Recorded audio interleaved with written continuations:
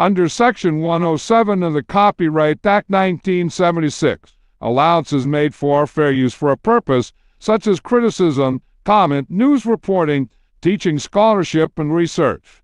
For uses of use permitted by copyright statute that might otherwise be infringing. Nonprofit, education, or personal use tips the balance in favor of fair use. Now let's start this dang show. You gonna have any fights this week? Oh man, we gotta have some fights.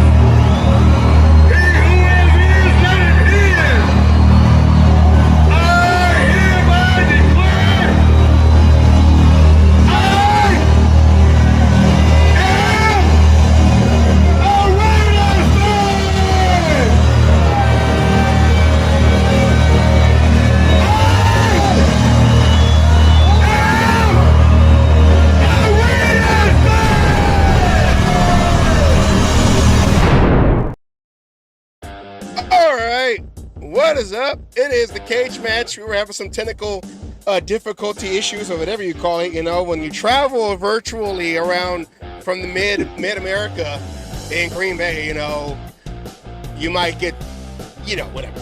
Anyways. Asylum, how you doing? Lines get crossed, things that happen, you know, push the wrong button and shit, you know, happens.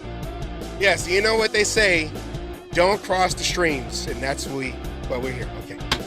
All right, here we go. Let's try to come back and come back strong. We have the draft master himself, so I think we're going to go and be good from this point on. All right, here we go. Asylum, how are you today? Wednesday after the draft? Still trying to recuperate from the draft, I guess. I don't mean that in a bad way, but you know, trying to do research on all kinds of people, you know, and to get things figured out while working a full-time job and doing everything. Sometimes it can be a lot of work. Yeah. Some folks will call that excuses. I call that life.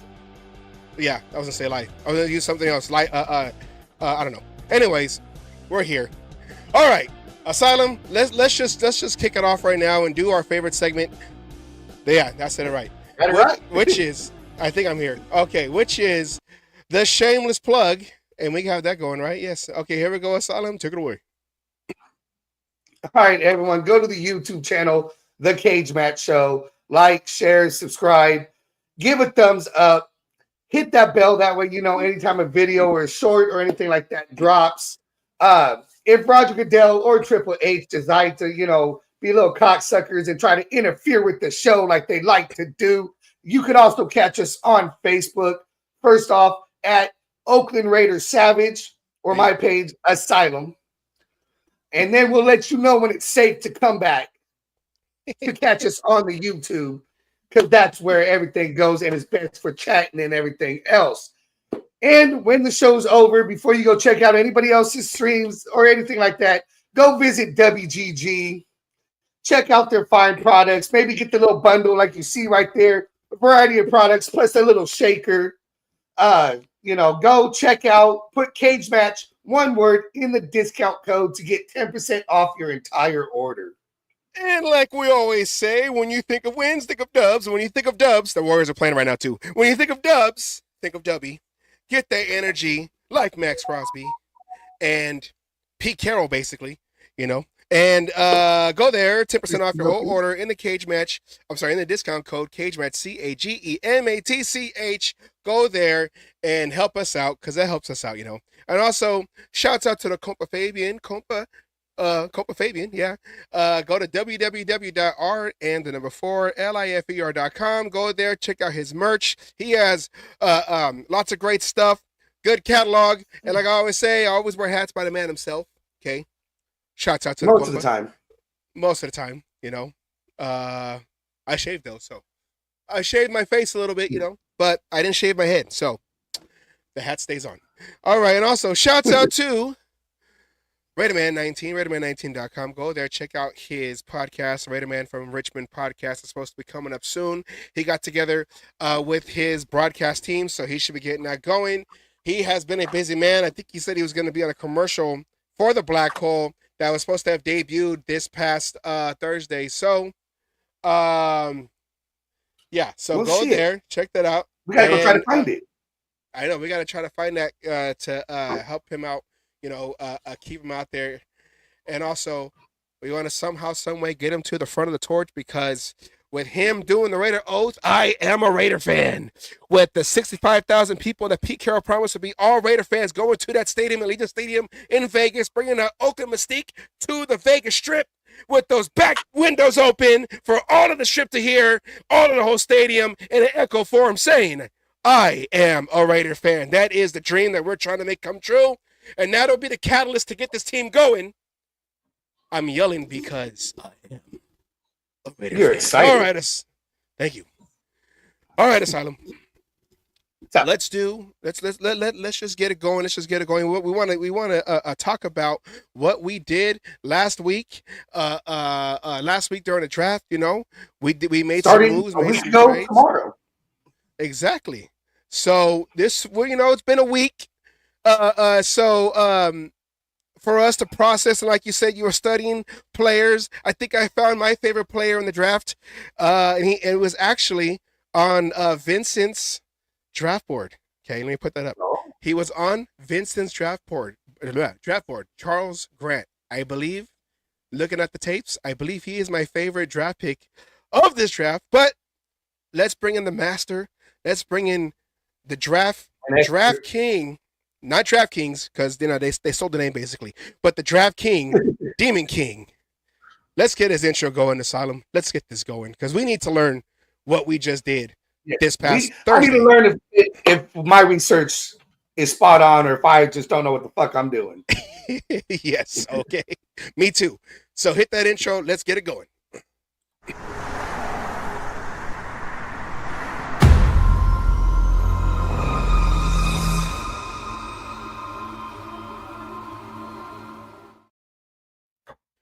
All right. It's the man himself, the Demon King, right here.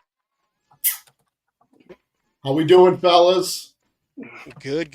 Now, first, before we talk about our picks, let's kind of go down real quick of what everybody picked. The list of things, the list right here. Okay, list right here. The list. Yeah, it kind of went the way we all thought it would, other than the trade, which I think was a little a little much for them to trade, to give up that much. Jacksonville definitely fleeced Cleveland. You know, they're going to get another pick. Cleveland's not going to be out of the top 10 next year. They're going to have Jacksonville's going to have probably 2 top 10 picks. I think maybe Jacksonville will be a little bit better. I don't think they're going to be much better, but they did right. Travis Hunter is a generational talent. Even if he only plays both ways, he's going to be a very, very, very good wide receiver. Or if he plays a little bit on defense, he's going to be a very good corner too. Like, the kid proved that he can actually play both ways in college football. There was only one receiver really that basically ate him up during the season. That was Alec Amenor, the kid from Stanford, that I thought we would have drafted, but he had some injury concerns, so that's, I think, why we stayed away from him. And I think the receivers that we did get are better. Yeah. I know it was kind of, I don't want to say 50-50-ish or maybe 60-40, but when all the mock drafts started coming up right before the draft, a lot of them said that we were going to go after Jeanty, which that's happened. what I was worried about. Which happened to, come to flourish. Flourish. Is that the word? Come to whatever. fruition. Fruition. Yes, there you go. Very good. Yeah, I'm part of public schooling system. I graduated with the public education too. In mathematician. Okay, and but there was also the population that wanted a Shedeur Sanders. Now, he kept sliding. It was predicted that he was probably going to get picked up in the second round. No one really predicted that he was going to really drop all the way to the fifth round, to the third day of the draft. The only call he got in the second round or the third round was from the defensive coordinator's son of the Atlanta Falcons, which in a way was, I guess it's, it's a little messed up, waiting for a phone call.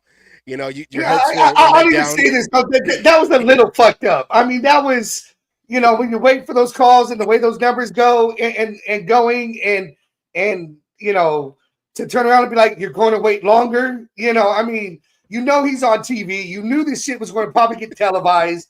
I didn't want Shedeur. I'm not a big fan of his, but even I got to admit, that's just a little fucked up. Yeah, I didn't like that whatsoever. That kid, his daddy should beat his ass. I don't know. He did it to a couple other guys too. I think Ty Bowen, the tight end that got drafted by the Colts, it happened to him as well. That's pretty shitty. That kid, he could have basically, I don't know if his dad got fired. I know he got disciplined by the NFL. I don't know exactly. No, he got fined. The team got fined. His dad got fined. And I don't know if there's been any other disciplinary actions taken beyond that. Yeah, the team got fined, and then the coordinator got fined. And I do have those numbers on my phone. It's like $250,000 for the team and $125,000 for the coordinator. Yeah, I had it over here. Yeah, it was about that. It was it was very hefty. So it's very hefty. His ass. 2 years in a row, though, the Falcons are getting fined, though. Yeah, you think it has something to do with ownership? With the Shedeur slide, the kid does have talent. No one can take that away from him. But nobody wanted to deal with the circus. And you're already seeing it happen because, the stuff his dad said, and his dad said he wants to be in the first meeting with the Browns, that wasn't going to fly in Vegas no matter what. I know a lot of people wanted Shedeur, and I know certain people out there think this draft was a fail because we didn't get Shedeur. But Shedeur was going to sit anyways. Think about it. I don't understand what the being so enamored by him when any other draft, he'd be like the sixth quarterback. This draft was not a good quarterback. And he was not going to come in and save the team. I just did not see Shedeur as that type of a quarterback.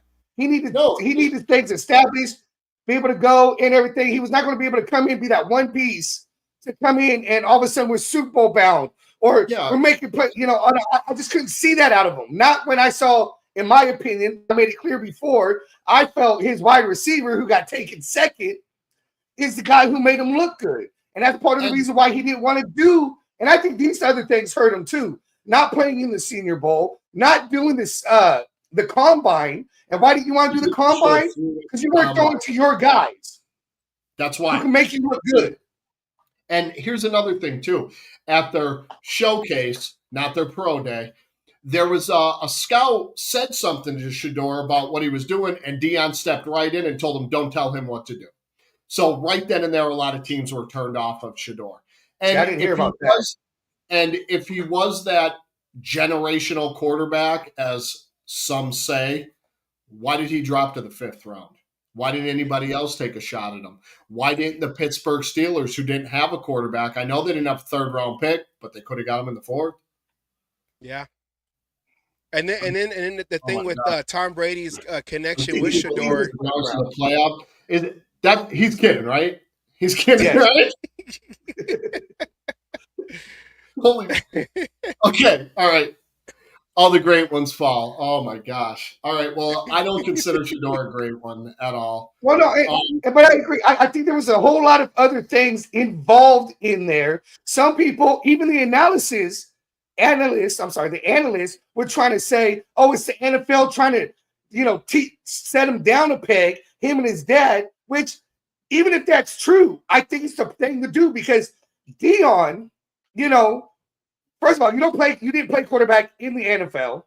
You played, a DB position. Second of all, these team owners do not want somebody who's going to come in and dictate what's going to happen. I have an issue, and Sanders falls in this category because early on, when the season ended, the college football season, he was saying, my son's going to go to two or three teams, and that's what it's going to be. I don't like fathers who come in and dictate where their sons are going to go play. I'm not an Elway fan because of that, and I'm not an Eli fan for those exact same reasons. You play for the team that's going to draft you. You don't sit here trying to dictate shit, and go. And I got no respect for those kind of players, and Shador fell in that category for me. And if they got to be taught a lesson by the rest of the NFL by this, I don't see that as a bad thing. Yeah. And there is a fine line between confidence and cockiness. You know what I mean? I like confidence. I talk smack when I play football as well. And, that kind of, I did get it was turned off by all-star coaches and that, but I still made certain teams. But, he wasn't a bad quarterback. I'm not gonna take that away from him. He wasn't bad. Did he check down a lot? Yeah. And he was accurate when you're throwing 5-yard slants and bubble screens. That's accuracy too. And if any of these quarterbacks, like if Drew Aller would have came out, if Grant Nussmeier would have came out, they possibly would have went above Cam Ward. Because this next year's quarterback draft, even minus Arch Manning, because nobody even knows if he's going to go out. We don't even know if he's going to come out. But I personally, I see Douglas Sinclair. Who would you want to play for the trip? All right, you must not be a Raiders fan. He's a 49ers fan who likes to come on and troll the show.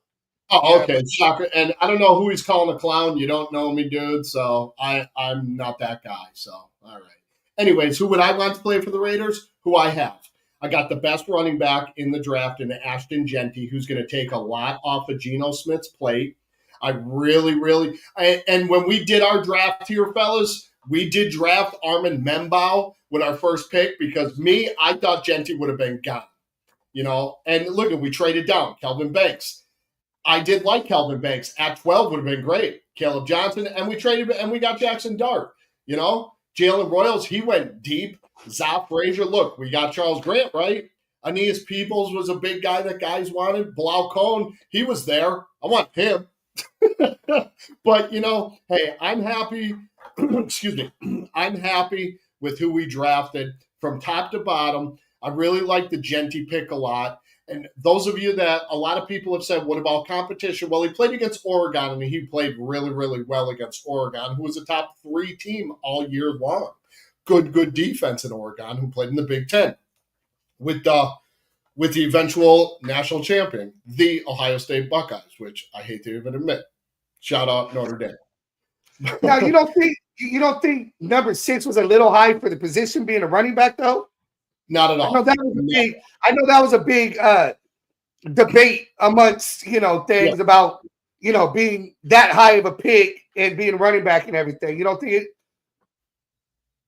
Yeah, not at all. I don't, because he is the best, and I wanted the best. And as you can see from this, second team AP All-American, Mountain West Conference Offensive Player of the Year, first team All Mountain West. Who cares if he played in the Mountain West? You know who else played in an FCS school?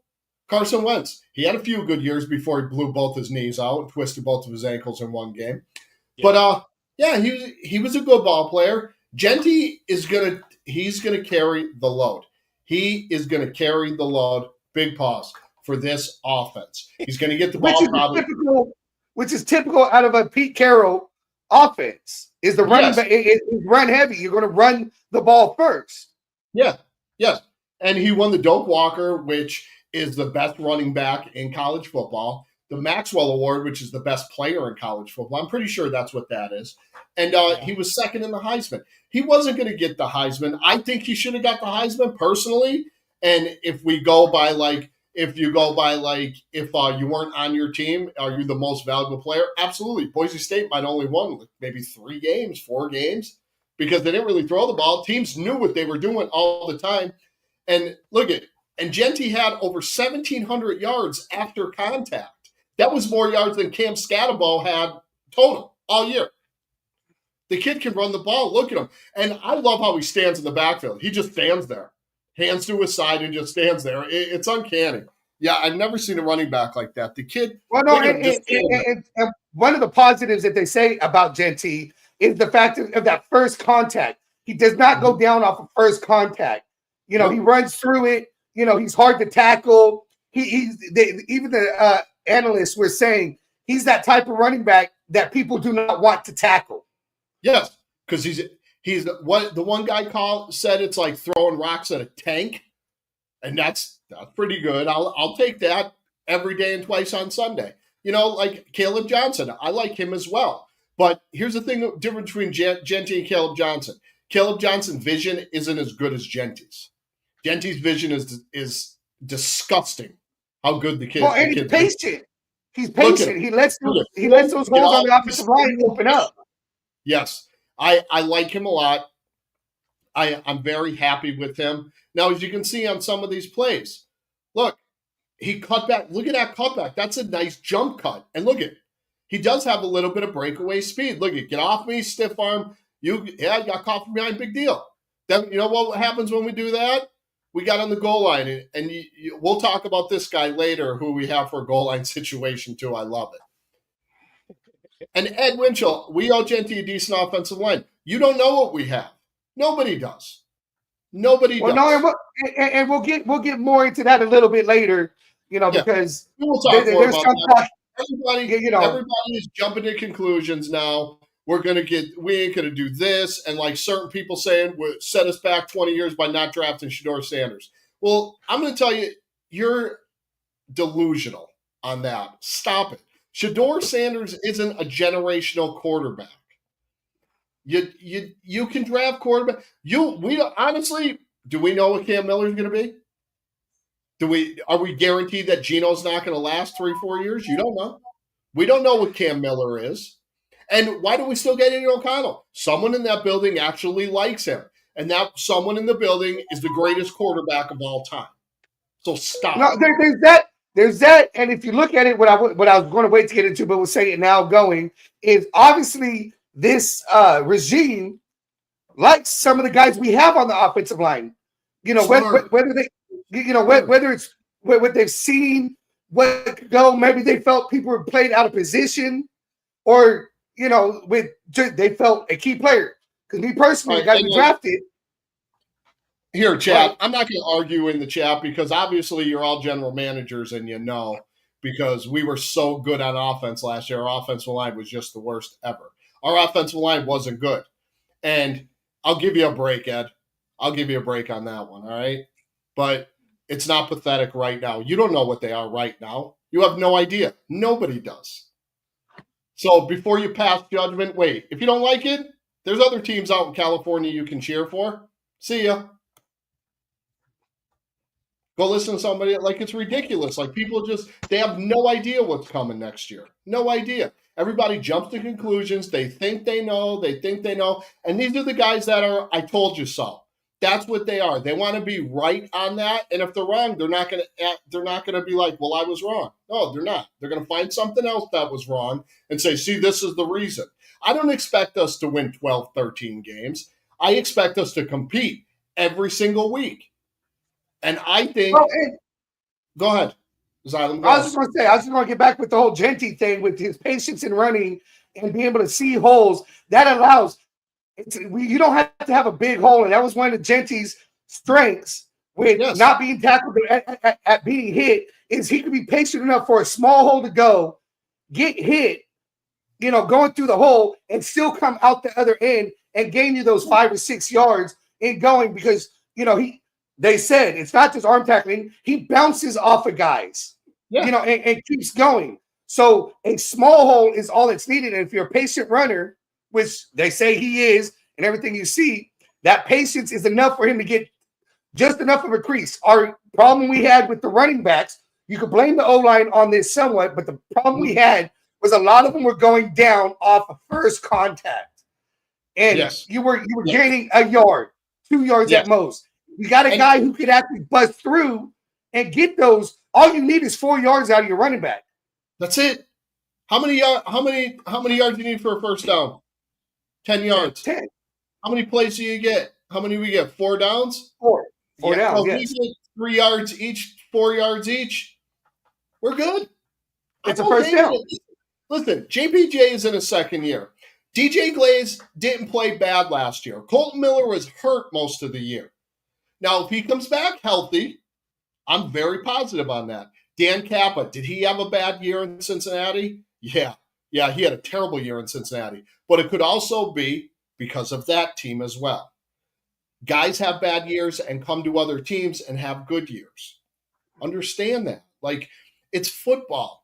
It's different environments. It's again, our offensive line. How many times were we rotating guys in different positions before Glaze was able to take over? You had Meredith on both sides. You had Parham playing all over the damn place, because of the injuries that were happening. Again, we were talking about the coaching staff, the regime we have now. They might have liked what they saw at a certain people in a certain position, and that's all they're going to be able to get to go. We don't know how it's going to be until they get time to meld together.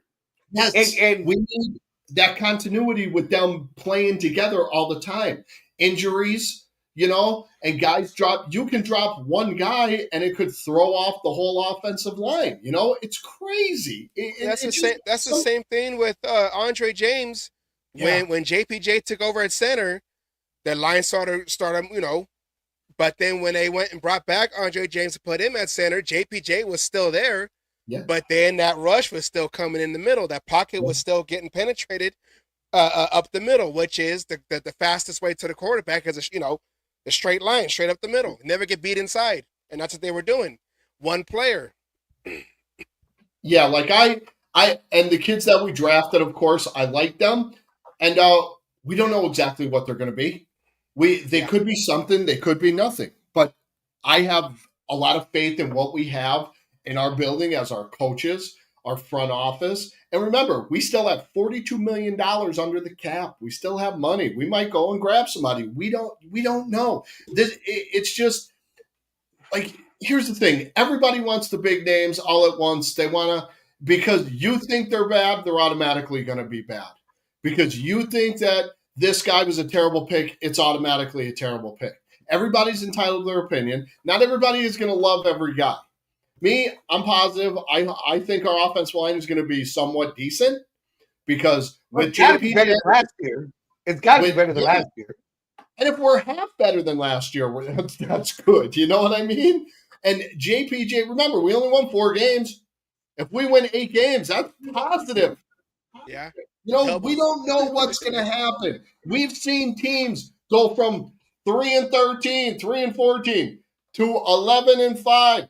Going to the NFC Championship game, the Washington Commanders.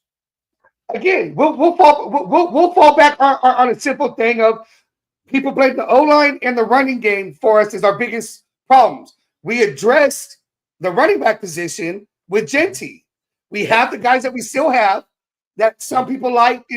Yes, this is probably bad news for a few other people like McCormick, possibly, maybe Abdullah. Different things, but we did address a big need with a talented kid, somebody who can be able to come in and start right away. It's not somebody who's, and I expect some struggles out of him in the first few games during preseason, stuff like that. because he's got to get used to the speed of the NFL. He's got to get used to the speed of these linebackers, these defensive linemen and everything else. There's going to be that little bit of adjustment, but still somebody, when it comes to running the ball and you're a physical runner like they say he is, physicality win, in the end, you keep pounding for a reason. There's a reason why Pete Carroll is run heavy first, because he wears out a defense that way. When you wear out the defense and you got a kid who is technically a workhorse, we're not talking about a 2-down back. You picked up somebody who is typically a 3-down back. He's going to be in there for those 3 downs and pounding and going. Yes, he has to work on his blocking. That's his biggest, my only 2 knocks on him is picking up blitzes and blocking, and that the fact that he played on a blue field. That blue field drives me insane. It really does. I hate that blue field. But those are my only 2 knocks on him. Really, other than that, he can catch out of the backfield. Well, maybe that means he's the chosen one, because you see him running on water, because water's blue.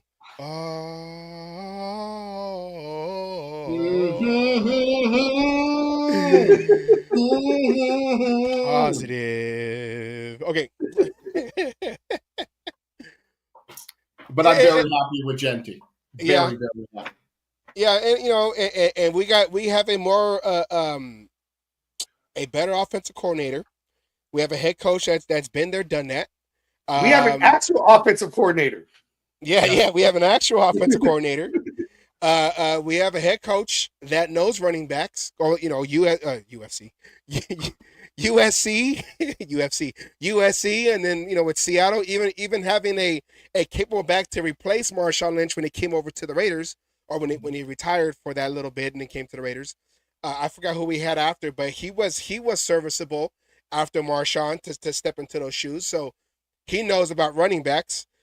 Pete Carroll does. So we'll see. And of course, everything is in the trenches. Everything it has to go with the offensive line.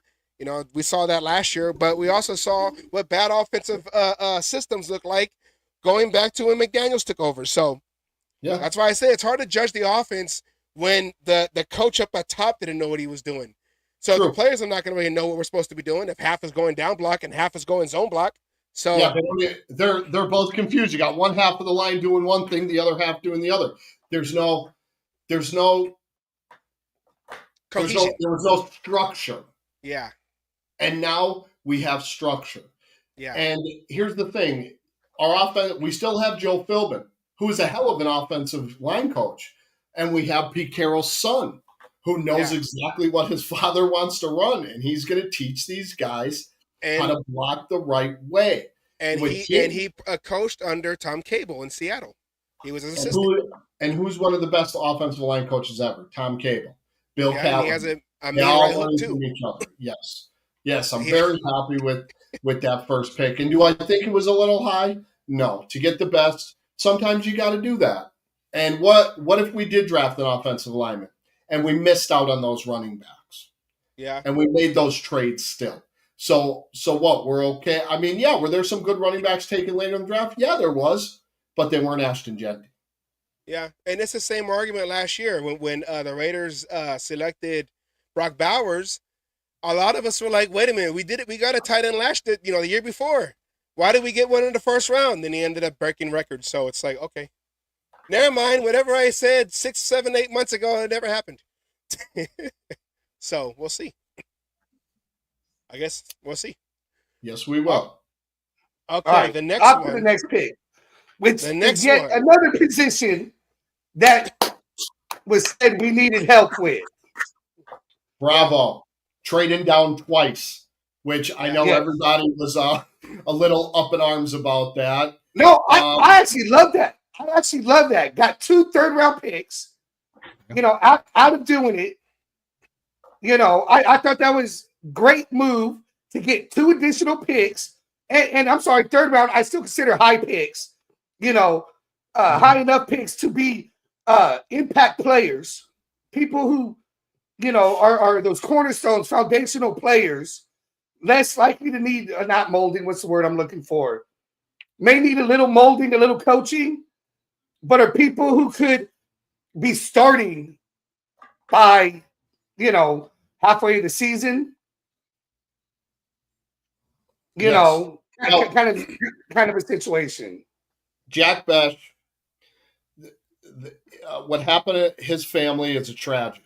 Okay, for those that don't know, I mean, you must be under a rock because that's all they've been talking about.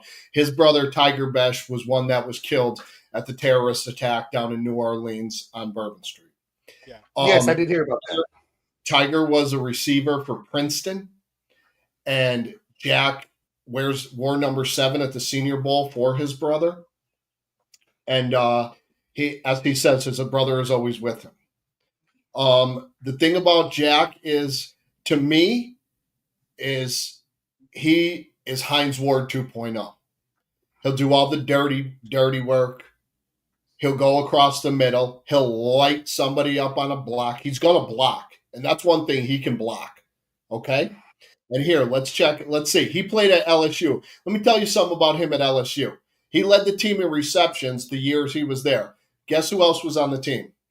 Malik Neighbors, Keyshawn Butte, and there was another wide receiver. I don't remember his name. It floats from my mind. But yeah, he does need a little bit of coaching. Ed, you're right. And Ed, I love you, brother. I get it. And you're right. He does deserve a decent offensive line. But I think these guys we have, it's going to come through, man. Have faith, Ed. Have faith, brother. But look at. He's got 9-inch hands. He's got big hands. Pause. He runs a 4.55. He doesn't have to be a speed burner. We don't need a speed burner. He ran a 30. He jumped 34.5 inches. So he's going to go up. He's going to go up and get a ball. He's not afraid to go across the middle. 6'1", 214, second team all Big 12. He led the team with receptions, and they had another receiver there that I think went in the. He might have went in the top 100. I'm not sure. Savion Williams, who's actually a very good receiver too. I don't know how TCU wasn't that great this year with them too. It's pretty crazy. But yeah, Jack Besh is going to do all the dirty work. He does need a little bit of coaching, which the kid will learn, and he's ready. He's a dog, not a D-O-G, a D-A-U-G, a dog. And that's what I love with this pick. I think you mean D-A-W-G.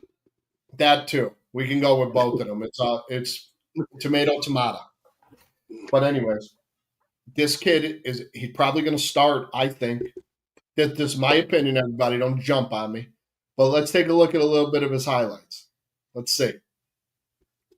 Look at it. Nice little skinny post right there. Boom.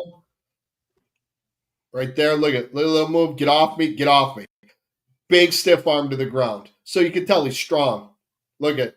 Boom. Get off me. Looked like Brock Bowers' highlights last year when we were playing him last year.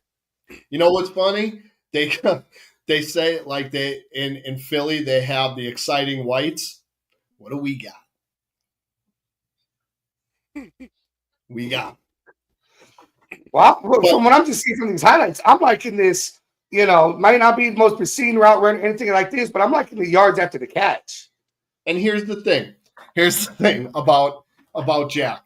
He's very, very coachable. He's going to learn. And you know what? It's awesome. I'm excited to see this kid in the silver and black. Let's watch this. Look at over the top.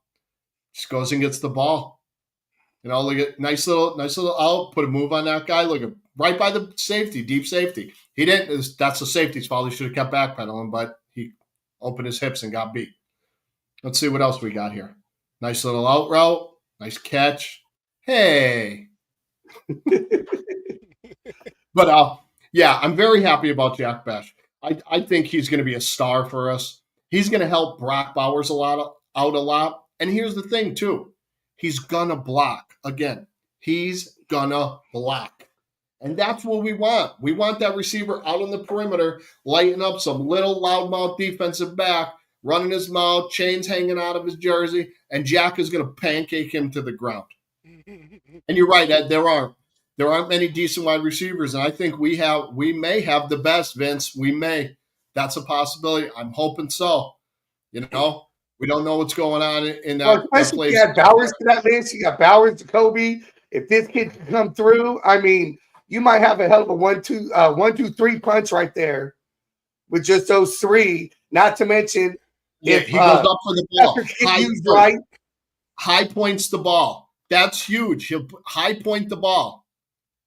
I love it. He gets a little bit of separation, not super much, not a lot. Little separation. That's all he needs. Get him a little bit of separation, and he's going to make that catch. And you right think, up for the ball. Look at, that's a beautiful catch right there. Right in traffic. And then yards after the catch. Yak monster. Yak monster. Let's go. You think he'll be a game one opposite of Jacoby Myers, game one starter? I'm hoping. I want to see how they work him. And look at that catch. That's beautiful. And look at the feet placement. 2 feet down. As it would be in the pros. 2 feet. Yeah. High point. Look at high point. 1, 2, down. Awesome. I'm very, very excited about this kid. I was excited when we got the pick. I went to Graphic Raiders' house. I was at his house for the draft. I stayed for the first pick, and then I'm like, all right, I'm going home. That's all I wanted to see. And I went home. The next day, I sat at the house, and I'm pacing. My girl, she's really not into football too much, but she loves my process of what I do. So I'm pacing, watching the draft, and I'm like, oh, okay. I know this guy. I know who he is. But Jack Bash, very, very good pick for us. And I give that pick an A as well. I do. What up, Chris? Okay, hold on. I was trying to get the next video up. Even Jason here who was saying what you were trying to say. Watch his LSU tape. Yeah, absolutely, Jason. He was a star at LSU too, with those dominant receivers that they have. Like Keyshawn Boutte is not the biggest name in the NFL, but he does play a lot for New England, and we all know who Malik Neighbors is. He's the number one guy in that for the New Jersey Giants. New Jersey Giants. I was like, wait, what's? Oh, duh. I knew that. No, you heard me. You know, I was like, New Jersey. He said what he said. You heard me, Savage. You heard me. NY. So you're saying he might need some polishing to become that first game one opposite Jacoby Myers, because right now it's penciled in, slated to be why am I forgetting his name? 11. Why am I forgetting his name? Tucker. Trey Tucker. Well, he's not 11 anymore. He gave it up to the safety, but yeah, Trey Tucker. So. Yeah. I mean, you got two big body receivers, and then you got Brock Bowers, big body tight end, and you got the little running back. And Jack never dropped passes. He's got hands of gold. Didn't drop passes. So we got 3 guys that don't drop the ball. Yeah. That's if I remember correctly, right? Bowers, the whole season, didn't drop a single pass? 1. Or was there one? Late. Jacoby didn't drop 1. And we got Jack Bash. Yeah. And for everybody, it's pronounced B-E-S-H, Besh, but it is spelled B-E-C-H. So I like that. 3 guys who have great hands and don't drop balls. Nope. That puts it on the quarterback. That means even if it's close, they can catch it. And if it's an incomplete pass, it's mostly on the quarterback, not your receiver. And that's good news for your team. 3 guys. Most teams don't got 3 guys who have, super glue for hands. Most teams barely have 1. Barely. So you're saying is we can have a receiving core. We can have a receiving core that could be as good as the Tim Brown, Jerry Rice, early 2000s. Is that what you're saying? Settle down. I'm not comparing people to the GOATs. Okay? I'm just saying this receiving core could be very, very, very special. There's people who hate when a new school gets compared to old school. But I love doing it because I think that was my era. Okay, I only had 3 good years because I was born 2 years after they beat the Redskins in '83. I was born in '85. So my golden age of Raider era was 2000, 2001, and 2002. So that's who I reference because I was there. I watched it. Now I watched a lot of tape from the past. I was born in '77. So me too. That's how it is. And it's funny that we can go to that two of the greatest receivers of all time we had playing together on the field at the same time. It still puzzles me how we didn't win at the Super Bowl. It still just fucking puzzles me. I don't get it. Move on to the next pick before I get crying. It depends on who you talk to about that one. All right. Round 3, pick 68. Darian Porter. Baby, here we go. Darian Porter. Sorry, Darian. My bad. Iowa State. 6'3", 195 corner. Former wide receiver. Played wide receiver. He moved there to defensive back in 2022. There was another cornerback that Pete Carroll drafted. We'll talk about that in a minute. That was a wide receiver in college as well. Okay. He has 9-inch hands as well. Big paws. But this is what I love the most. Vertical jump, 36.5 inches. Look at the 40-yard dash. 4.30. At 6'3", 195 pounds, he runs a 4.3. Sounds like I'll take that all day. It's an Al Davis pick. I was thinking the same thing. He's another one that needs a little polishing because, like 2022, he converted to defensive back. He hasn't played it that long. But you know what? Being a former wide receiver, he can tell certain things when a receiver comes out in a break. He'd be able to know if he's going to get the ball or if it's like if it's like a stop and go pattern. He could be able to tell that. Okay. He set school records with 64 games played, so he's durable. He was honorable mention All Big 12, which the Big 12 wasn't about. They were good defense, finally. The Big 12 used to be just, let's throw the ball all over the yard. Everybody averaged 60 points a game, and everybody gave up 50. The defenses were terrible. But he played at Iowa State. He had total 18 tackles, 12 of them solo. He had 3 interceptions and 5 passes broken up. So I like this pick as well. I'll give this a B+, and because here's the reason why. It's not an A for me. Because he needs a little bit more polishing. I don't think that he's going to start from day one, but I might be wrong. I've been wrong before. Plenty of times I have been. I will always admit being wrong, and I hope to God I am with this kid. I hope he starts day one. Because would you give him kind of a Bennett comparison then? Bennett was kind of thrown into the fire a little early, I think, starting right away, but has grown into the position with what you're saying. I'm kind of getting vibes of a Bennett there. He gets his feet under him, things going, and him and Bennett could be that 1-2 on the defensive side. Yes, like Jack Bennett was playing good. He was playing very good until he got hurt, until he got banged up. And durability is key, which this kid is durable. Look at school record, 64 games played. He's durable. Okay? And the thing about Darian Porter is his speed. He can keep up with every receiver in the league. Almost every receiver. Now, let's not get crazy. Okay. Well, I saw his highlights. He blocks punts. He blocks kicks. He's going to play a lot of special teams. I think he's got a couple blocked punts. I'm pretty sure he had a couple blocked punts. Look at the layout. Beautiful. That's how you coach it. You lay out. You give your body up, and you take that ball right off the foot. Look at that. That is awesome. And look at the coordination, the hand-eye to hit that, and then get up and get it. And here he is. Look at the top of the screen. He's running with the guy. Boom. Look at that's a great gunner right there. Can you see him as our gunner? Yeah, I have. I can see that. Right off the bat, him being the gunner. Look at beautiful. Breakdown, made the tackle. I like it a lot. Let's see. Is this going to be a block punt? Look at layout again. I love it. I'm a special teams guy. Go look for the ball. Go look for the ball.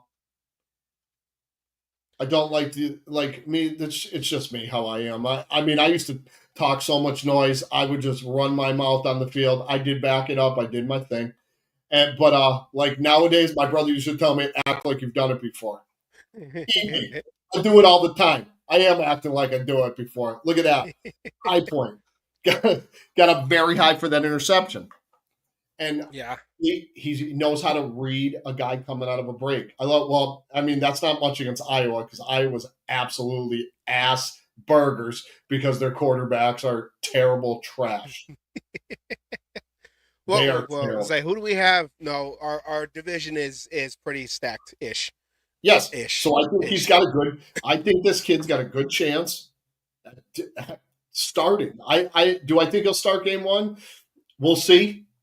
But I think by maybe game 4. I was just about to ask, what if it's not game 1, where do you see him coming in as that starter? So you answered that before I could ask you. I would say game 4 because I think he'll be ready. I mean, teams are going to try to throw the kitchen sink at him, and that's okay because I think he's ready for it. He played at a big school. He knows the big lights. He's been under the bright lights. He's played in a stadium with hundreds of thousands of people. And he played in one of the biggest rivalry games of all time, Iowa State. And that's huge. They get 85, 90,000 kids to go at those games. And I think so. You think he's the kind of guy when the pressure's on, he's going to shine like a diamond and not fold like origami? I think he's going to be okay. I mean, if anything, he'll show a lot of he'll show a lot on special teams if he can continue to have that same technique to get through that not the offense line, but I guess that's the offense line of the punting team. I don't know why I can't talk today. Maybe I'm glitching. The punting team, and he can consistently get in there where the punter got to think about you, trying to hurry up and punt the ball. Where he's going to shank it or short punts. If he can have an impact like that to be able to turn the field possession for us. I mean, I'll take him to do that for now, and then have him develop his skills. Against these receivers that we drafted and the receivers that we got, develop that in practice. And then when it is his time, of course, injuries might, like we saw with Jacorian Bennett, like Asylum said, but let's as long as they make an impact on special teams, I would take it and then have him develop to when he's ready to come in. A lot of players get their start on the special teams, and to have somebody that teams got to worry about for, being able to get back there and potentially just get that finger on the ball. Yeah. That changes a lot of things. That rushes a lot of kicks. That, and then now you got short punts, shank punts. You got all kinds of things going like that. So, having somebody who could get there on special teams, both sides. Special teams is where a lot of these kids get their starts, make a name for themselves, and be able to get going. But special teams is forgotten about. How many times do you hear coaches in their speech after the game? We played well on all 3 phases. It took all 3 phases. It's all 3 phases. We got our kickers. Those kickers are important, but there's the other aspects of the special teams that gets forgot about, and it's all 3 phases because you could have, if the defense is struggling a little bit, your offense and special teams could keep you going and keep things going. If the offense is struggling, the damn defense and special teams could get you in great field position where you don't have to worry about marching down the field. You just got to hand off to Jeanty, 6 times, and you're in the end zone. Yes, absolutely. And we'll talk about another one of our draft picks who possibly will be our punt returner. So let's move on to the next guy. The next guy right here at pick round 3, pick 98, Caleb Rogers. They had him as guard. He played tackle, but he's going to play guard in the NFL. Yeah. Yes. 6'5", 312 pounds. He's got 32-inch arms. He's big. His wingspan is huge as well. I think his wingspan is, 70. Maybe don't quote me on it. I'm not absolutely positive about it, but I know it's wide. He's wide. And he played well at Texas Tech. Like we said, he was a tackle in college. He's going to move into guard. Like games played, he had 13. He had 1,025 snaps. He gave up 4 sacks, which it's not good, but out of 1,025 snaps, it's okay. Mm-hmm. His pass protection was 77.3, which isn't terrible. The run protection's got to get better, which it will with the coaching. Most of these guys just need a little bit of coaching. Just like you said, Savage, a little bit of polish. he's going to be a guard for us. I don't think he'll start from day one. I think he'll play, but I don't think he's going to start. Maybe second season he might start. We're going to see where we're at with Parham and Kappa.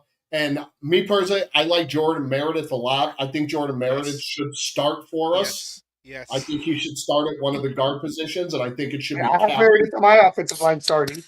But Yes. you talk about polish. Now, you know, we're talking about the run and polish and everything. Sometimes your surrounding cast can help elevate you and get those numbers too. You get him in the right, you know, if he's, you know, in between the right players, you know, like a JPJ and a Glaze or whatever, you know, however you want to put it, you put him around the right people, and that makes it a lot easier because his run defense might be so low right now because the guy he was next to, he had to worry about that as well as his own person with things coming. So sometimes you get that surrounding cast going, and it can help elevate a player as well. You also look at, he started all 13 games in 2024 at right tackle, right guard, and left guard. He played all over the offensive line. 2022, he started 13 games at left tackle. So the kid has the experience all over the line, except for center, which we're set at center for the next 15 years. We're good.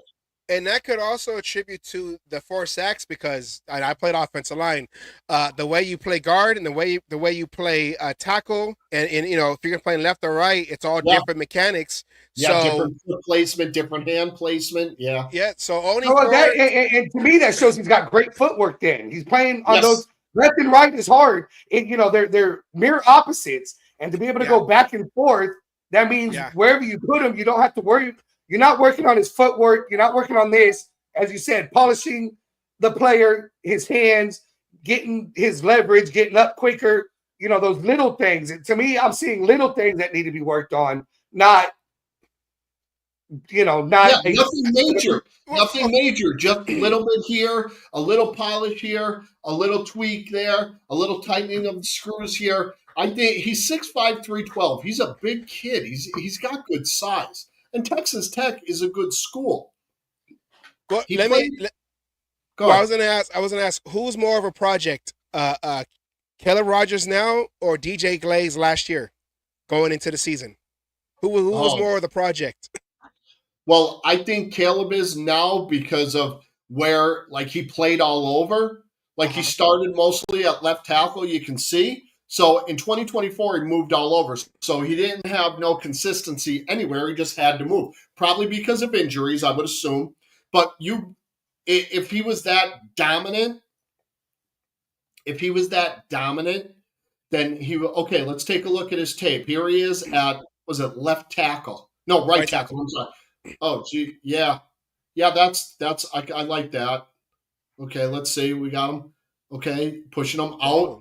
Spun up, mauled that guy right out. Okay, there he is at the right again. I don't like the standing straight up. A little bit too high, little stand straight up. You know what I mean? I don't like that. Because some PVC drills. Okay, I like that. Okay, running back should have cut back, you know. And there he is. Pulling. Yeah. Okay. Like a tackle trap right there. Yeah, that was beautiful. I like that. I don't like the standing straight up. That can be coached, though. That's coachable. All that stuff is coachable. Let's see the feet. A little bit too high. You got to keep. A little bit high, because some speed rushers are going to get around him. But like I said, I think he's going to be a guard. You know, well, right there, I like just that play there. He may have been up a little high, whatever, but he tried to position his body, like you were talking about Membu, position his body between him and his running back right there, and make sure he was in between there. That was a just conscious thing that you saw him make. Just got to get the pad level a little bit lower. And I think with this coaching staff, I think he's going to be very good. And, you know, with these two kids that we drafted with the 98th and the 99th pick, they saw something. We may not know what they saw because we're here at our homes sitting on the couches. We play Madden. We can pretend we know what we're talking about. I play exactly, Jeff. And I'm not a fan of Parham. No, like I liked Parham when he first came out, but you can see that he's not getting better I like Parham as center. I like Parham playing center. That's where I like Parham. He's never playing center again unless JPJ gets hurt. JPJ belongs there. That's his spot. Yes, go ahead and say it, Evans. I know you want to say it. I said it, Asylum. Yes, I did. No, not that. We had me and Savage made an offensive line based off of before the draft, only by the players we had on the draft, and I took JPJ out of center, put Parham there instead.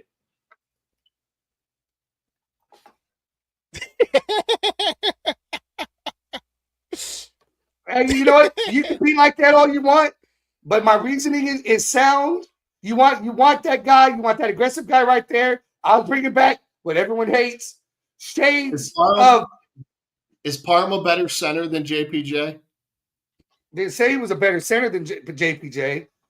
Is he? But JPJ's meanness and aggressiveness, I think, was more effective on that guard position with a healthy keyword. This is what my shit's based off. A healthy Colt Miller, and we're bringing back shades of Upshaw and Shell and running to that left side with JPJ there and Parham at center.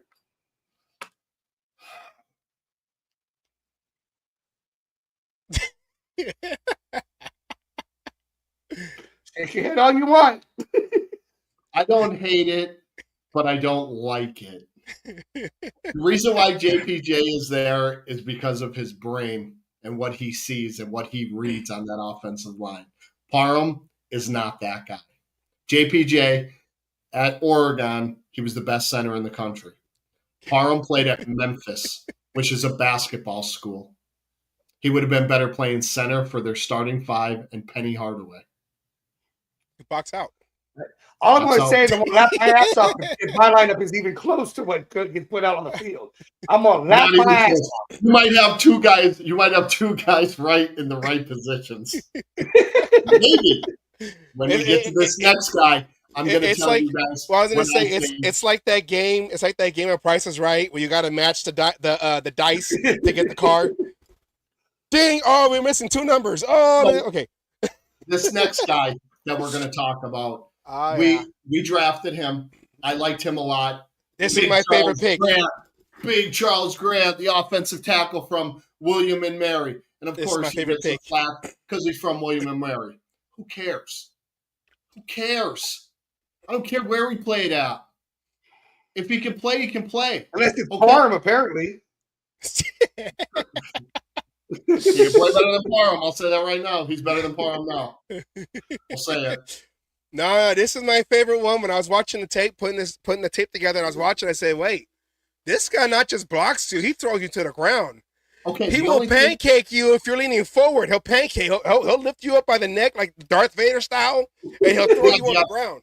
Jeff, that was a great pick. Hey, Anna, nice to see you. Don't ever be sorry for being late. It's all good. We all love a nap. You're here, and that's all that matters. Now the show can start because. And here's where I heard a lot of stuff about Charles Grant. At the bottom where it says bench press, okay? 20 reps. That doesn't mean he's not strong. He's got long, long arms. His wingspan is 72 inches. So he's a big thumb in the bitch. He's got real long arms. You're not gonna have great bench press reps with long arms. Y'all know it. You know it. Okay? He's 6'5", 311. Another big kid. I love it. He ran a 5.0940. That's pretty quick for a 311-pound guy. So we can say he can pull. He played 5 seasons at William & Mary. He was a 3-time first-team All-Coastal Athletic Association. We're talking about 9 inches. Look at those 10 1/4 paws. Yeah, man. That's a he got what they call bear paw. Bear paw. He's going to maul dudes. And he started 41 out of 47 games at left tackle. Yes. This is the reason why I think we drafted him. I like this guy. This is what I think. Colt Miller replacement? My opinion, I think he's the heir apparent to Colton. And Colton threw that big smoke screen up. He's going to sit out. He's not going to show up. He wants a new contract. Didn't we just see Colt Miller at voluntary? Wasn't he just there waving to the cameras? Hey, everybody.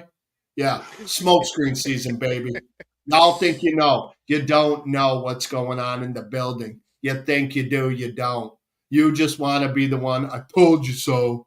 I'm the I told you so guy. No. Okay? All right. Let's look I'm at his gonna beat my grades. height, right? I'll tell you that much. His overall grade, 91.2. Boom. Pretty damn good, I would say. Look at Pass Pro, 88.1. I'm good with that. Look at the run. Look at the run, 90.4. He's going to maul dudes for Ashton Jeanty.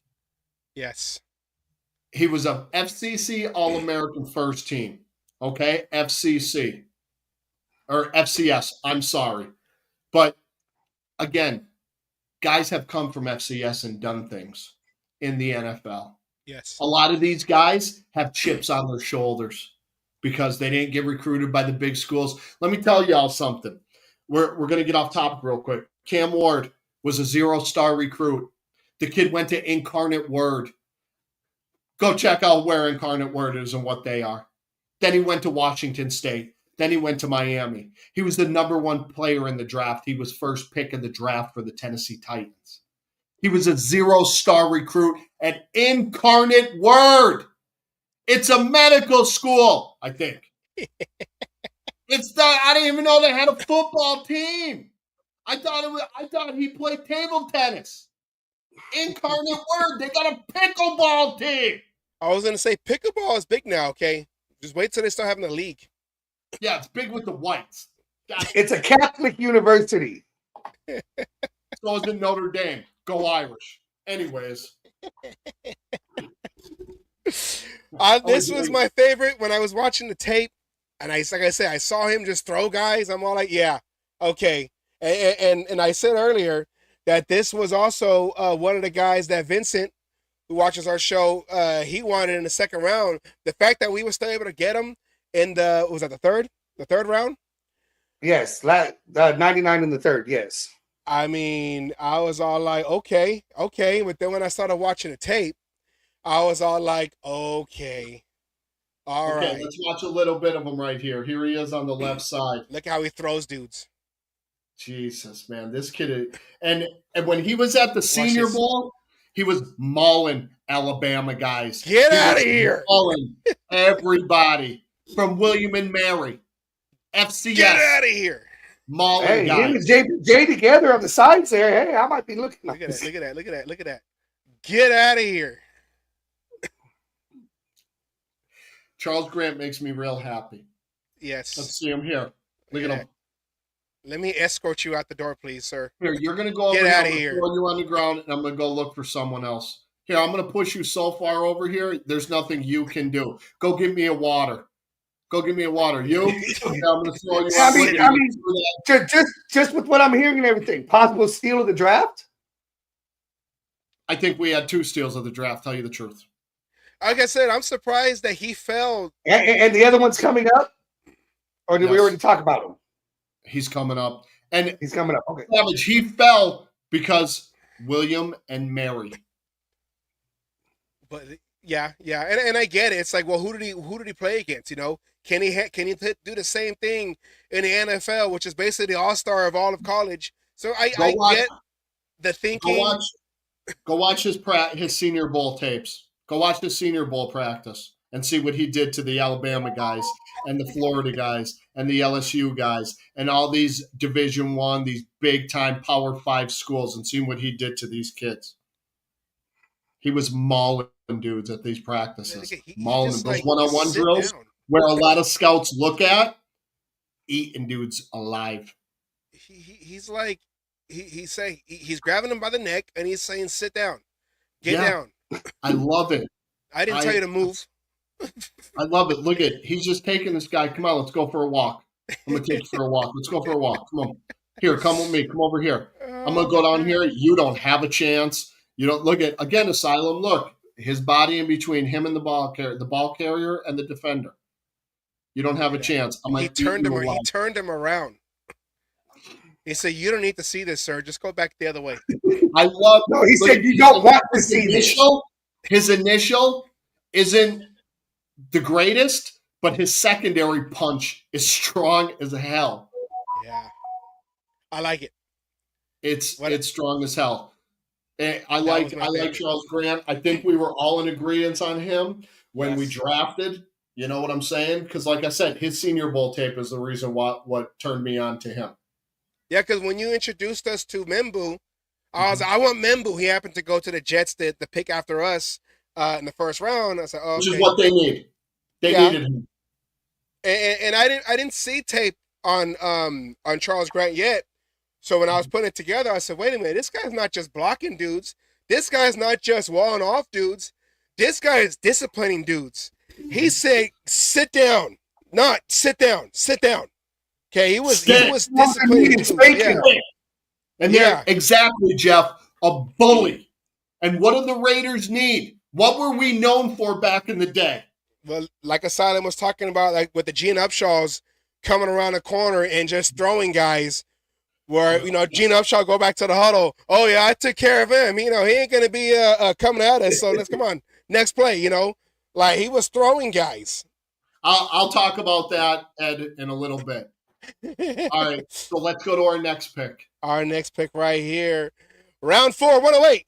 Dante Thornton Jr., the receiver. Absolutely a steal. Yes. There's only 3 players in the NFL that were taller than 6'3" and ran a 4.3. Calvin Johnson, DK Metcalf, and Dante Thornton Jr. 6'5", 205 pounds.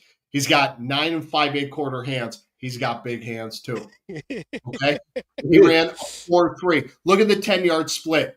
1.51 seconds. That means he'll get off. He's going to get somebody. He's going to get somebody. He played 4 seasons, 2021 to 2024. He played at Oregon and Tennessee, which what are both of those teams known for? Offense. I'll tell. Yeah, but more Pacific, not Atlantic, more Pacific. Downfield throws. Downfield. Speed burners. Speed. Okay? So you said this is the second steal? This is your pick for the second steal of the draft? Yes, it is. Absolutely, it is. So we went back-to-back steal of the draft? Well, Pete Carroll, when he went to go do, when they did the phone call to tell him he's getting drafted, he goes, "Oh, I saw you in Oregon. Oh, not only were you a good receiver, you were blocking dudes downfield. Like you were blocking guys downfield. So you got another blocker. You got him and Besh, guys who are going to go downfield." His yak is it's at 25.4 average. Oh, it's yards after the YPC. Yards per catch. His yards per catch. His average. 25.4 yards an average. That was the best in FBS. Now, here's the thing why he only got 26 catches. Tennessee was littered with receivers. That's all they did was throw the ball downfield with Iamala, whatever the hell his name is, but I don't even want to talk about that kid. He's a scumbag. This kid is going to be our deep threat. He needs to learn the route tree better. Okay. And what's this guy say?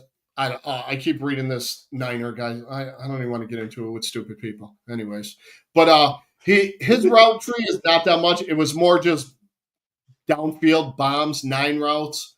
But he could run a deep post, and he'll smoke any corner that's covering him. He'll get off the line. Look at the size of him. He'll put on a few 4.3, 40 yard. That's pretty fast. At 6'5", 205 pounds, he's going to gain more. He's going to gain weight, probably another 10 pounds, and he's not going to lose the speed because he's going to turn it into muscle. This kid, I think, is our second steal because we've been waiting for another downfield threat. And I get Trey Tucker, but Trey Tucker ain't 6'5". Okay? No. Definitely You throw this ball up to this boy, Gino lets one loose, he's going to get under it, and he's going to break. His vertical jump is 33 inches. He can jump as well. All right, dude. I don't know this guy. I can't even deal with it. It's just, people are stupid. We just ignore him. We take him for his view and just ignore him. Okay. Anyways. Yeah. Should we go to the tape? Let's go to the tape. Let's go to the tape. Let's see All right, here we go. Right. Look at how deep that corner's playing off him. Look at the separation. Look at the separation. See you later. And then Gabe even added separation there. 8 yards off him. Look at little skinny post. See ya. Bye. See ya. See ya. And that guy had a good angle on him too. From Vandy.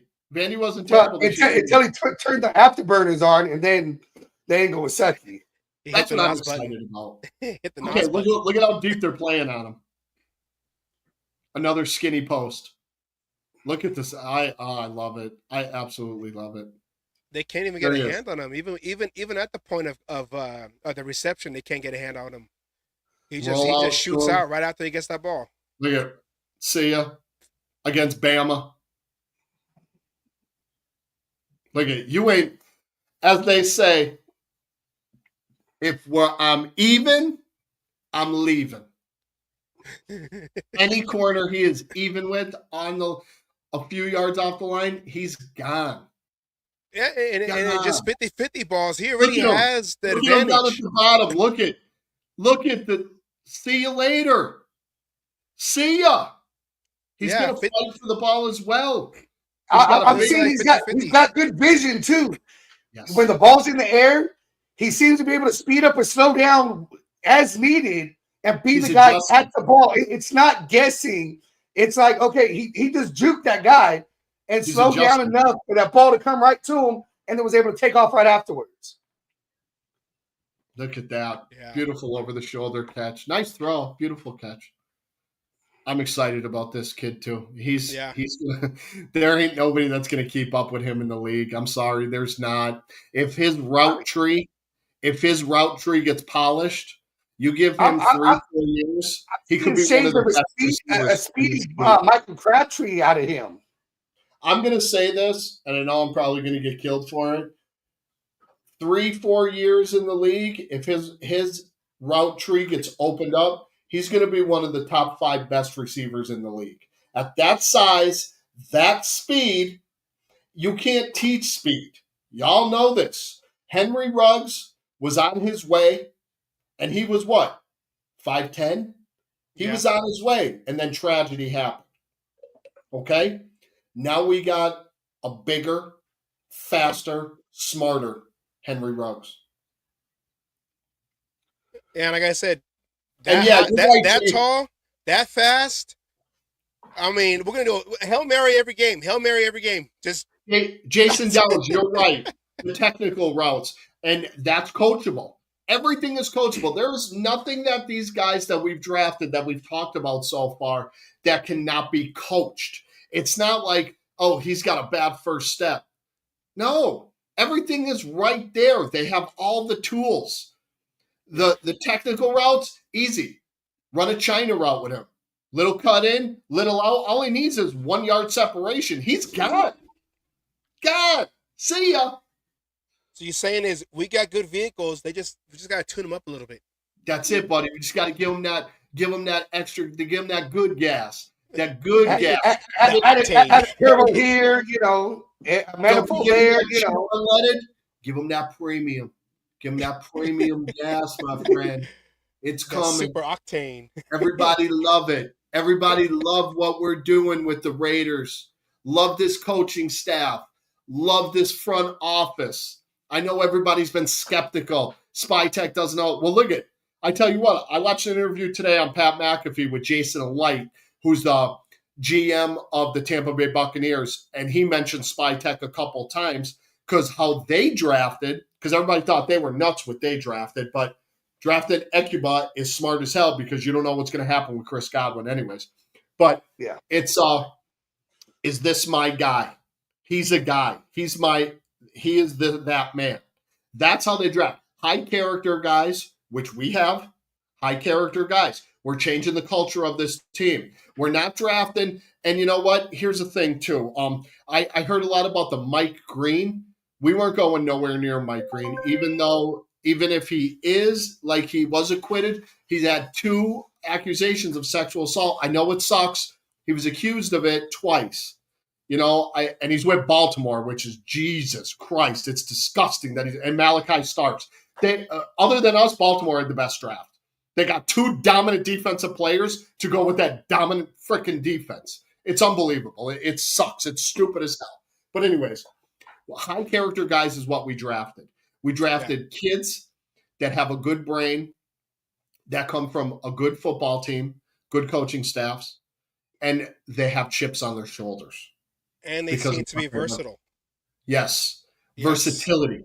Yes. And once we get down to these later picks, we'll talk about the versatility. Let's go to the next guy. The next guy right here. Pick round 4, pick 135. Let's go. The Tonka truck. The big Tonka Hemingway.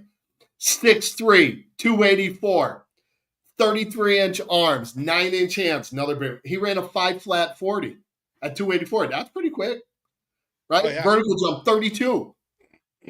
Versatile. He can play end. He can play DT. Look at it. He played 5 seasons, 2020 to 2024. For those that don't know, he was a red shirt, so you get that extra season. Okay. At defense, I wanted to ask real quick. Did the a lot of these players that had came out who have 5 years, is that also due to the 2020 COVID?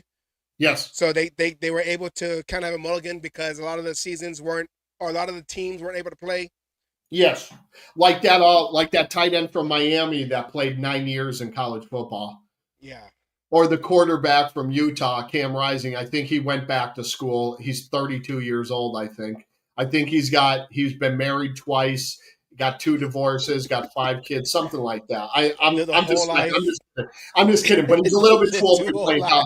And you know what? Got out of credit trouble. Minus divorces. Like Cam Rising kept going back to school because he sucks. And he wouldn't make it in the NFL. He thought he could go back to Utah, and he got beat out by a quarterback there anyway. So you're saying that even though he's rising, he wasn't rising. Apparently, he didn't have problems with rising. Jesus Christ! Come on, focus, fellas. Sorry. Ball here. Let's go. Sorry. You are absolutely right. Integrity and character. That's what we want. We're not going after I forget the corner that we got from Ohio State that they said was better than Okuda. Okuda went 3rd. I forget what his name is, but I think he's in jail too. The one with the guns. That clown. Oh, Arnett. That's Damon Arnett, who stunk from day one. Stunk. Yes. And he was the John Morant without the talent. Okay, here we go. Tonka played 5 seasons, 2020 to 2024. At defensive end, he had 16 tackles, 1 tackle for loss, 2 pass breakups, and a fumble recovery. He played defensive tackle in 2021 at 6 tackles. In 2022, he had 33 tackles, 8 tackles for a loss, and 4 sacks. So he has a little bit of motor in the middle. He can move into the backfield. In 2023, 32 tackles, 4.5 tackles for loss, 1.5 sacks. Not too bad. Still good at defensive tackle. Most of them don't get sacks. They get like the bum stuff. They're there to take up blockers to let the linebackers do what they do. Okay? Or stuff to run, get into the backfield to force things going. It kind of sounds like you might have drafted what's his name's Wilson's replacement. Tyree. Well, let's not hold judgment on Tyree till after this year.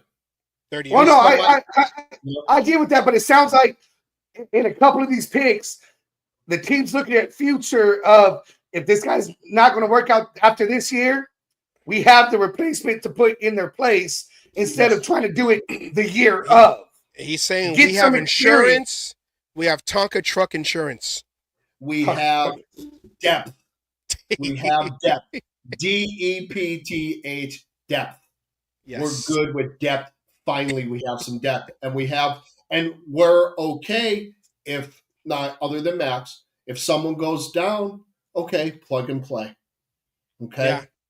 All right. In 2024, he played defensive tackle, which I think he's going to rotate on the line a lot. I think he's going to play all around. 25 tackles, 4 sacks, and a forced fumble. 4 sacks at defensive tackle. That's pretty good. But like I said, they take up blocks, they stuff the run. They don't sack the quarterback. Well, he did. I think this kid was a good pick. I mean, I was a little skeptical, watched a little tape on him, and said, okay, I see what they're doing with him. Because there were other guys that I wanted, you know. There were other guys I would have liked another corner. Okay, let's check him out right here. Here he is, coming there. Okay. Oh, one thing about him, I forgot to say. One thing about Tonka. He's got a spin move.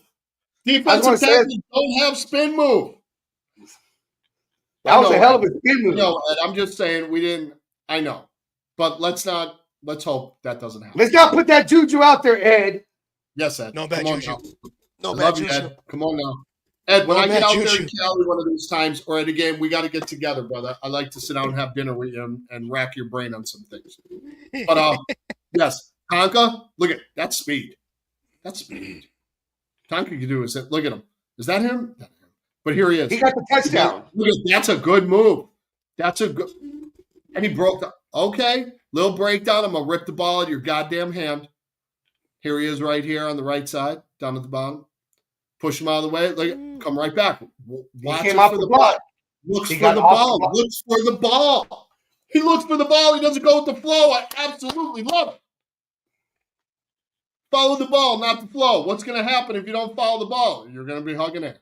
So you would say like a third down pass rusher, passing situations, get him in there?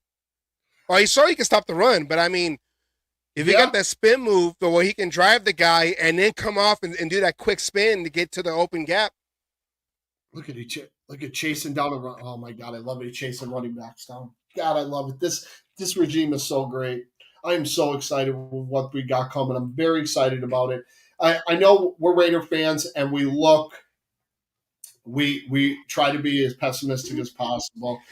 Most Raider fans like, we're going to win 6 games. And then when we win more than 6 games, they're not the guys that come out and say, oh, I was wrong. Oh, this is probably going to happen. It's always negative, negative, negative, negative. We've dealt with negative long enough. We got a whole new front office. I'm going to keep saying it. Jeff, I know you're only kidding. Stop yourself. But I'm going to keep saying it. We sucked last year. It's a whole new year. Everybody's 0-0 right now. But like I've said, do I think we can make the playoffs? Yes. 17-0, baby. Oh, sorry. All right. I can't do that. Do I think we're going to be competitive in every single game we play. Every game. Because of this draft. And the guys that we have on the roster now. We got some pieces. Everybody, there's some pieces there. Let these guys cook. Let them cook. I know in free agency, everybody bitching about Kappa. We got a quarterback for free. Yeah. For free. Yeah. As they traded, it got more picks. Oh, hey. Yes, Matt Moranovich. I like that. Yes, I like it. 8 to 10 wins after our draft. And I think that's right, Ed. More options than we've had in 20 years. We've all been waiting. We've been waiting for something to give us positivity. Half the fan base was with AP, half wasn't. AP wasn't a head coach. He didn't know what he was doing. He was never even a coordinator. He was a position coach. Excuse me. I like where we're headed. We're headed to the right. The right. There we go. We're on the upswing, fellas. Have faith. I know I say this every year, and every year we go 4-13. Well, because it's all you can do, because it's like if you're going to say we suck, then why watch the games? Thank you. Why pay to go to the games? Why pay to go to the games?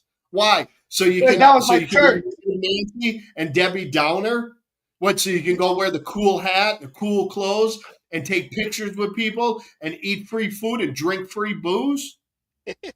Well, no, it's like you getting free booze. It's like the women who be like, it's like the women who be like, there's no good guys out there. Okay, then be lesbian. I don't want to. Then shut up.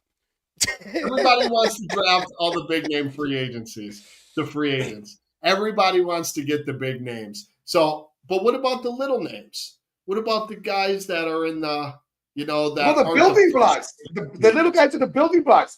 The big names scare me. After Albert Hainsworth, great going up, got the big contract, and it was downhill. There's a lot of players that happens with. And the big names scare me for those reasons. Okay, Yes. we had one. We had one. What about Corey Littleton? Oh, thought you meant backup. Yeah, he was a bust. He was a bust. And here's the reason why Corey Littleton was a bust. Scheme. Yeah. He was a scheme. We were saying that the other day. Same thing like with Asamoah. With the Raiders, shut down half the field. Went to the Eagles, different type of, what was it, like that third DB? And he got exposed. That wasn't his type of game. They never ran man with him. They ran that zone, and he wasn't a zone guy. Yeah. This wasn't his forte. All right. Yeah. Let's move on to the next one. Oh, the next one right here. At picks around 6, 180. You have this man right here, JJ Pegues? Pegway.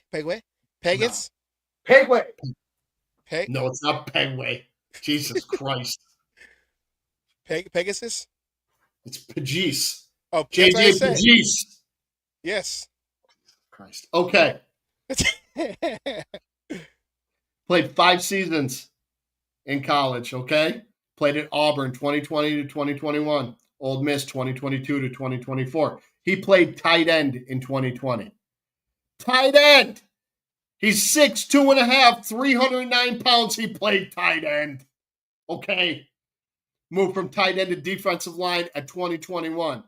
Also, which I absolutely love this, he played short yard fullback. Fullback. This kid had 21 carries, 69 yards, 3 yards a carry, but look at what he's got. How many touchdowns does that say? Can you guys read that? 7. 7. How many touchdowns did our running backs have last year? Like 3. And that's split between like 8, like 4 guys we had back there. They're real running backs. Real. That dude's a defensive tackle. He ran a 5'1" at 300 pounds. 5'1", 5'1", 5'15". That's 5.15 seconds, folks, at 309 pounds. I'm 200 pounds and barely run a 5'1". Stickney, 3rd team All-ACC, gained a first down or scored a touchdown on 18. Listen to me again. 18 of his 21 rushing attempts. A first down or scored a touchdown. You know who did that in college? You know who? I'm going to tell you guys who used to do that in college. He was a little running back that we drafted in the first round out of Alabama. His name was Josh Jacobs. Oh, yeah. Still love me, Josh Jacobs. He did what he had to do. He got the bag. Good for him. Anyways, this kid's going to play a lot of defense. He's also going to play a lot of goal line for us.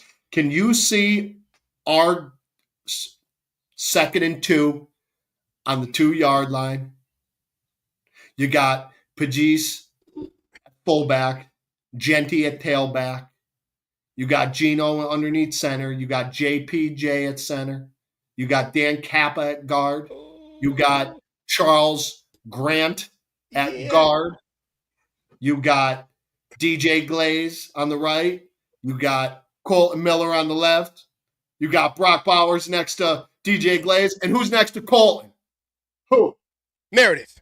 My guy, Michael Mayer. Oh, outside. Tight end. Yeah, that's what I said. Notre Dame. Follow. Go Irish. Stop that offense. Stop that goal line. Let's see. We see the tush push in Philly. We got the Pegues push in Vegas. The Pegues push. Who the F is going to stop this monster if he gets under center? There ain't. The only thing that could stop him is maybe an elephant gun. Because there ain't no human on the planet that's going to stop this dude. Him coming behind JPJ? Come on, man. Come on. Come on, man. You saw last year You saw last year when we had that interception. Who I forgot who we were playing. It was the Dolphins. We were at the goal line, first and like 1.5. 4 straight plays, nothing. We gained a half a yard in 4 straight plays. And so a guy like this, are you so what I'm thinking, because I'm going to go back to my era, 2000 to 01 and 02. Can he be like your Zach Crockett? Your Zach Crockett that guaranteed 2+ yards on that. We're going to go up the middle. You ain't going to stop it. He's Zach Crockett times 2 because of the size of this human. This human is a big individual. He's a big mother trucker, man. And he holds onto the ball. He don't fumble. You can't hit him in the legs and drop him. Look at the size of this boy's legs. They look like goddamn tree trunks. Yeah. It looks like redwoods attached to his fucking waist. Let's go to the tape. Let's go to the tape. This might be just Here he is defense. right here in the circle. Let's see what we got. Oh, the spin move. All of our defensive tackles got spin moves. Let's go. Spin cycle. Let's go. I'm gonna beat 3 of yous. 3 of yous. This guy, why ain't anybody blocking him? Look at him at defensive end. Hey, he didn't fall for that. He knew exactly who had the ball. Can somebody please block 99? Look at that on offense. Look at that. Jerome Bettis. He put a move. Jerome Bettis. Look at the vision. Oh my God, I'm so excited. I don't know, with his size, ain't it more like fucking Look the fridge? Bounced off that lineman, number 79, bum. Can't block, can't do nothing. Try and stop me. Here's my question. Now. Go ahead. So, this pick, is Pete Carroll, is he seeing a guy that we're going to use more on special packages on offense? Or he's a guy, and I know he's primarily a defensive guy, but do you see him in special packages? We got him for his offensive, just to push the pile, or I think a guy that busted the line. Both, because he's not a better fullback than he is a defensive tackle. He's a very good defensive tackle. Mississippi's defense was very good, and he was a main cog in it. He made Prince Umanyaran, I think his name, the defensive end, made him a good ball player because this kid took up a lot of blocks. Look at, I'm going to drive. I'm just going to run through you. I love it. He's going to play both. He's not going to, he'll be, like you said, special packages. Mm-hmm. He'll be there. But we did also sign a fullback. But look at this. Look at him. Look at him. Who the fuck? Excuse me. Who the F? Oh, you can say it. Human. I know I can, but we have kids. Who's going to look at it? It took 2 of them, and they had to get on his back. Get off me. You ain't stopping me. None of yous can stop me. None of yous can stop me. Thank you, Jeff. Look at that. Let's go. Let's go. You're right. You're right. We've been quiet long enough. It's time for Raider Nation to stand up and be accounted for. Let's go. And all you fake ass Raider Shador loving fans, you're either with us or you're against us. Don't come back when we're ready to make those playoffs and then jump back on the bandwagon like there's a seat for you. We're kicking your ass back into the Spartan pit. Get fucked. I'm done with it. It's Sparta. I'm tired of these fans hating, and then once we start winning, here they go wearing their gear again. I'm going to buy this jersey. I'm wearing this jersey. I'm doing this. Hey, Raider Nation, yeah, check out my coin. Shut the fuck up. You're a fucking fake-ass fan. You're always going to be. You like the clothes because they're very trendy and they look good. You're fake. I'm tired of it. These fake-ass fans, it drives me absolutely nuts that I see people at games But I hear behind the scenes of how they really are, and they talk all their shit about the team, and then they're out in public and high five, and I've been saying this is our year. You're all a bunch of Randy Quaids from Major League 2. For the old people, you know who. You young people watch Major League 2, you know exactly what I'm talking about. Yeah. You got all these delusional fans. Like, they call us delusional because we want our team to win. Was I one of the guys last year saying, why are we winning meaningless games? Yes, I was. I absolutely was. I will own it. I was. Because I wanted that top pick. Because then we could have picked whoever we wanted. You know? And was I on the Shedeur train? Yeah. Until I started hearing more and more shit about him. And like, oh, this kid is out there. He still thinks that he's at Jackson State or his dad's his head coach where he can do whatever he wants. More and more shit is coming out about him. Do I think he's going to be successful? Yeah. Do I think he's going to be successful with Cleveland? No. No. I don't. Who was the last quarterback to be successful in Cleveland? No. Baker Mayfield. AFC Championship game. Yeah. And then what did they do to Baker? He had a bad shoulder. They had him throw the ball 65 times in a game. And what's Baker doing now? He's flourishing down in Tampa. Oh, he just got paid. Got himself a good contract down there. Good for Baker. And it's not that Shedeur is cocky. He is very confident. But I hear a lot of people pulling the race card. Oh, they didn't say nothing about Baker Mayfield being confident. And everybody did say a lot about Baker Mayfield being like that. But he's a different quarterback. He's older, he's more mature. What about Johnny Manziel? They talked hella shit about him and his confidence and everything else like that. But he also was a Heisman Trophy winner. Yeah. Here's the thing what happened with Johnny Manziel. I thought he was good. He was college good. He went to a bad situation in Cleveland, but you know what? If you are that good, you should be able to turn it around a little bit. They had no upside.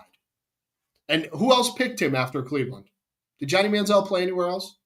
I think he tried to go somewhere. It was kind of like Jamarcus Russell. I tried to go somewhere. I think he tried Canada. Yeah, he was Canada after that. Yeah. And you know what? And then more and more shit came out about him, but that's in the past. I ain't worried. We didn't draft him. We didn't give a fuck about Johnny Manziel. But I did want Shedeur at one point, but then I started doing more research. You know, did I think it would have been great but then with the whole circus, you know, and with Dion wanting to sit in on these meetings now, that wouldn't fly with us. Y'all know it. Tom Brady wasn't allowing it. He wouldn't. Spytech wasn't going to allow it. And of course, Pete Carroll, who will be a Hall of Fame coach, would not allow that. I don't give a shit. Shedeur was good. He was college good. We'll see if it transitions into the pros. Let's go to the next pick. Let's go to the next pick right here. Now, this one, he played quarterback, but he was drafted as a receiver. And I know this is your guy. I'm going to let this is your guy. Tommy Mello. All right, Tommy Mello. Here we go. The kid, Montana State, was in the national championship. We'll give him that. Okay. Of course, FCS.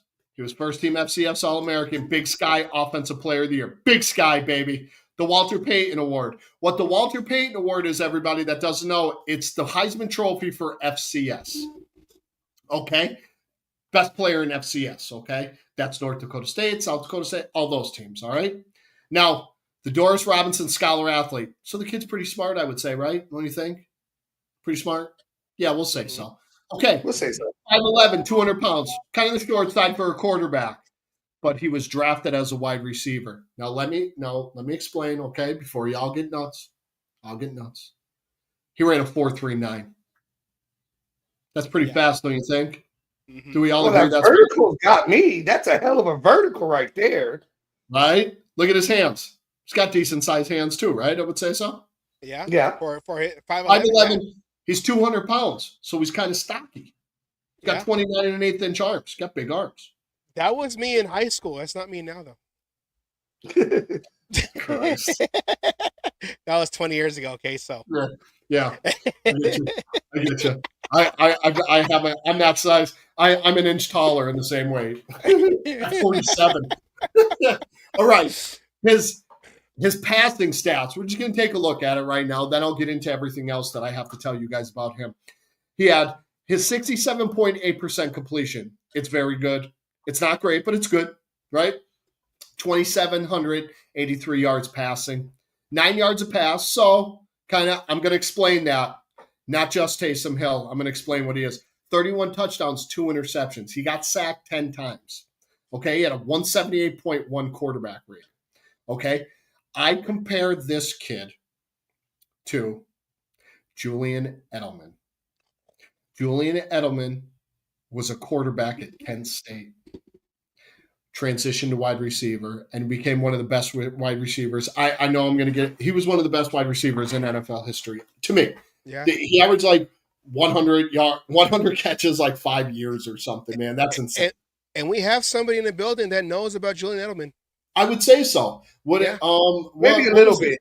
What's his name? A little bit. Do we know? There's a story. It's about a man named Brady. I don't know. Yeah, I think you're right. And so Tom Brady saw a lot of Julian Edelman in this kid. And also, this kid can return punts. He's going to be a good special team player. Oh, you brought that up earlier, your punt returner. Yes, sir. This will be our punt returner. Absolutely, Jason. A faster, stronger, more athletic Julian Edelman. Who wouldn't take that every day and twice on Sunday? Who? And You tell me the person who. If you say I wouldn't take that, well, you're a hater and you don't know football. And like Katie said, Edelman Super Bowl MVP. He's a football player. He's not the Lynn Bowden shit. Lynn Bowden was nothing but a fucking cancer. The kid got money, and all of a sudden, the cops at the house because they're shooting up the house. Give me a fucking break. This kid, big brain, smart. We're going to see how he transitions to receiver. But him being a quarterback is very, very, very good. Well, as punt returner, he's going to get his chance. Let's see what he's got. Okay, right? Step up. Punt returner, he's going to get his chances to prove himself. Yep. Okay, here we go. Look at step up in the pocket. Nice little throw up on the wide open receiver. Right in the little seam. Okay, here we go. Nice throw. Okay. Attaboy, Tommy. Not a long delivery. What I mean by that is he's not Tim Tebow. Oh, look at this kid. See ya. Where you at? Oh, I'm in the end zone. I'm talking to your girl right now. I'm taking her home. I'm taking your girl home. Did you see all the guys in the box? Because look at them step right up. Oh God, this kid's. Oh God, I hope. I mean, just that run alone, that speed. Imagine that him going across the middle, catching that ball, and just taking it down the sideline. What about him catching a bubble screen and Jack Besh and Brock Bowers out there lead blocking with Charles Grant pulling? How about it? Visualize, Raider Nation. Visualize it. Let's go. Tommy Mallow, let's go. Punching down the field. Yeah. Let's see. Oh, look at a little sidearm. Little Rich Gannon right there. A little bit of Rich Gannon. So these offensive players that we've seen so far are the. I mean, I'm not trying to ask an obvious question, but these can translate into Chip Kelly. Like he's gonna find a way to get these guys going because he did a lot of like them quick passes and them screen passes. That's what he did at Ohio State. Yeah. And he had weapons there. And he turned Will Howard into a good quarterback. Will Howard wasn't terrible at Kansas State. He wasn't. But Chip Kelly unlocked some things with him. And there must have been something why we didn't draft him. That kind of puzzled me that we didn't draft Will because he would be able to help Geno with the offense. But they kind of figured. Wasn't he taken earlier than we were expecting on that aspect? I think he was taken in the 5th round. Yeah, I was gonna say I think we had a couple picks even after the trade. We did have a chance to get at him, and I was kind of curious why. So there must have been something there. Which he's in Pittsburgh, which is a perfect situation for him. He's going to probably learn behind Aaron Rodgers. Aaron Rodgers is probably going to get hurt, and Pittsburgh has a good line. They got a good running back. They drafted my guy, and they got a good defense. So Tommy Mallet is going to be our Julian Edelman 2.0. More athletic Julian Edelman, and he can take a hit. Let's go to the next pick. This is the guy I'm going to talk to you guys about. Here's our backup quarterback. 215, Cam Miller. Mr. Cam Miller, North Dakota State. Beat out O'Connell? Two-time FCS national champion. Came in as a freshman, won the whole thing. Okay. NCAA Division I football championship MVP in 2023. First team FCS All-American. MVFC Offensive Player of the Year. First team all. Here's the thing. Cam Miller, North Dakota State. Tommy Mallow, Montana State. They played each other in the national championship last year. And yes, Tammy, he can throw and he can run. 6'1", 210 pounds. Runs a 4.84. That's not bad for a quarterback. He ain't Lamar Jackson fast, but he's faster than most. He got little hands, which is okay. No big deal. No big deal. Accurate as hell. Like a 73% completion. 3,251 yards passing. 33 touchdowns. 4 picks. He was sacked 18 times. He had a 180.1 rating. Okay, Cam Miller, I think he's going to end up being our backup quarterback because of his athletic ability. He can throw. He can run. He's accurate. I like Aiden. I'm always going to like Aiden because Aiden got thrown to the wolves a few times. Yeah. Like we started Gardner Minshew over Aiden because everybody thinks they're smarter than what they are. And it just proved it that both of them don't have jobs. I think AP is in Washington, maybe. I don't know. I think Luke Getsy went back to Green Bay because that's the only place he can go. Because the only ones that'll take him because he sucks. I wouldn't let him coach my junior football team. I wouldn't let him coach my fantasy football team. Listen, I ran a better offense with 10 and 11-year-olds than Luke Getsy. Yeah, I'm saying it. I can say it. I averaged 42 points a game with an 11-year-old running a shotgun spread offense when teams didn't do that up in Pennsylvania. 3 yards in a cloud of dust. No, I threw the ball all over their yard. Not going to brag, though. Coach of the year. So not at all. That's confidence. So everyone kept, leading. Like the media, leading up to the draft, they said that we need to make sure that we take care of our quarterback needs. And this is after we traded. After we traded for Geno Smith, we drafted 2 quarterbacks. One would be turned into a receiver for the most part. Did we draft the quarterback of the future? Yes. I guess, yeah. Or I'm going to say it. Chip Kelly wanted this guy because he can develop him. Yeah. He can develop Cam. You can see, look at his stats. And yes, it was North Dakota State. Wasn't there another quarterback that came from North Dakota State that went, we know, Ed. Don't worry, Ed. Have faith. I know you're not sure. It's okay. It's okay, brother. I got you. My friend. Wasn't there another quarterback that came from North Dakota State? He was number 2 pick in the draft and was on his way to an MVP season until he got cheap shotted on the goal line. Does everybody remember who that was? Was that Carson Wentz? Carson Wentz. Yes. I was paying attention from earlier. You understood the assignment. I did. Hey, Ed, that's okay. A lot of people would rather we pick Sanders. I didn't want the circus. I'm okay with not having that because that shit wasn't going to fly. Oh, look who's this against? Who's this against? Who's he throwing the ball against? Oh, I wonder. Here we go. What field is that? Oh, there we go. Oh, shit. Wow. I'm not jumping on it. I watched Kansas fucking destroy the same team, so, Yeah, Devin Neal, man. Devin Neal. But, yeah, Cam is accurate. And a lot of crossing routes, which is good. He's looking for the open receiver. I'm not jumping on you, Ed. A lot of people wanted Shador. I get it. Everybody wants that quarterback. And you know what? They said it. Yeah, Travis Hunter did get roasted in this game a lot.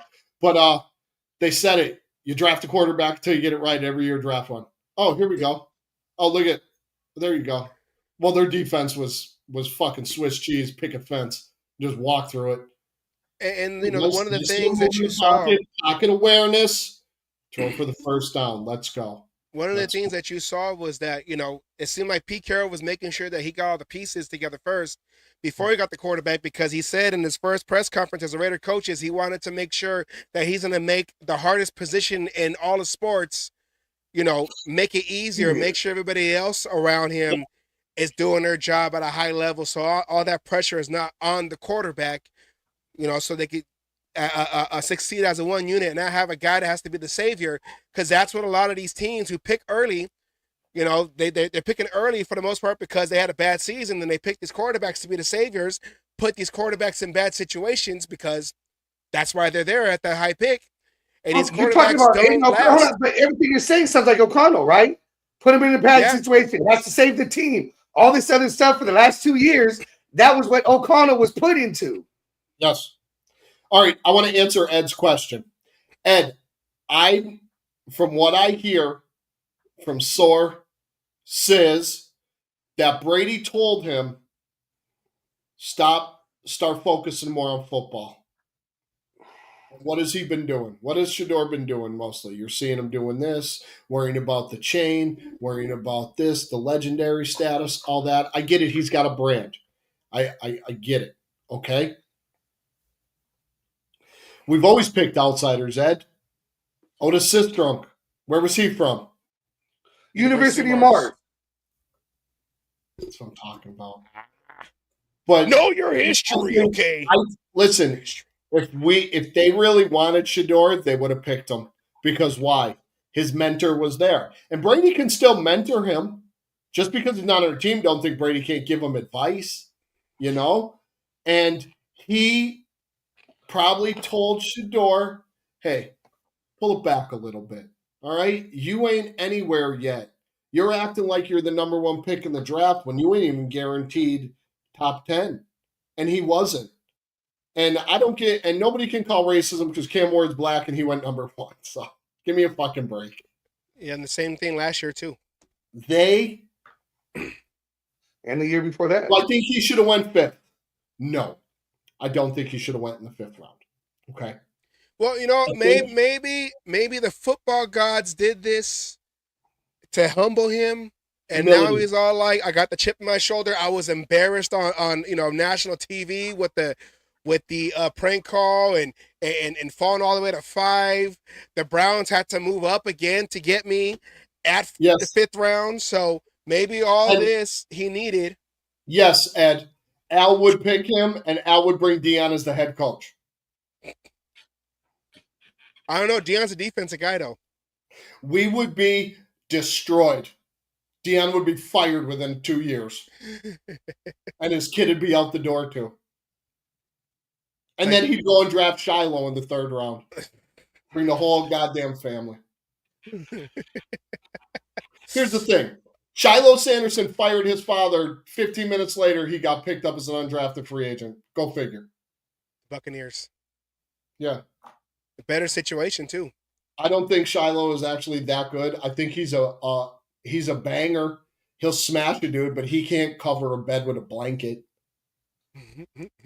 He can't cover.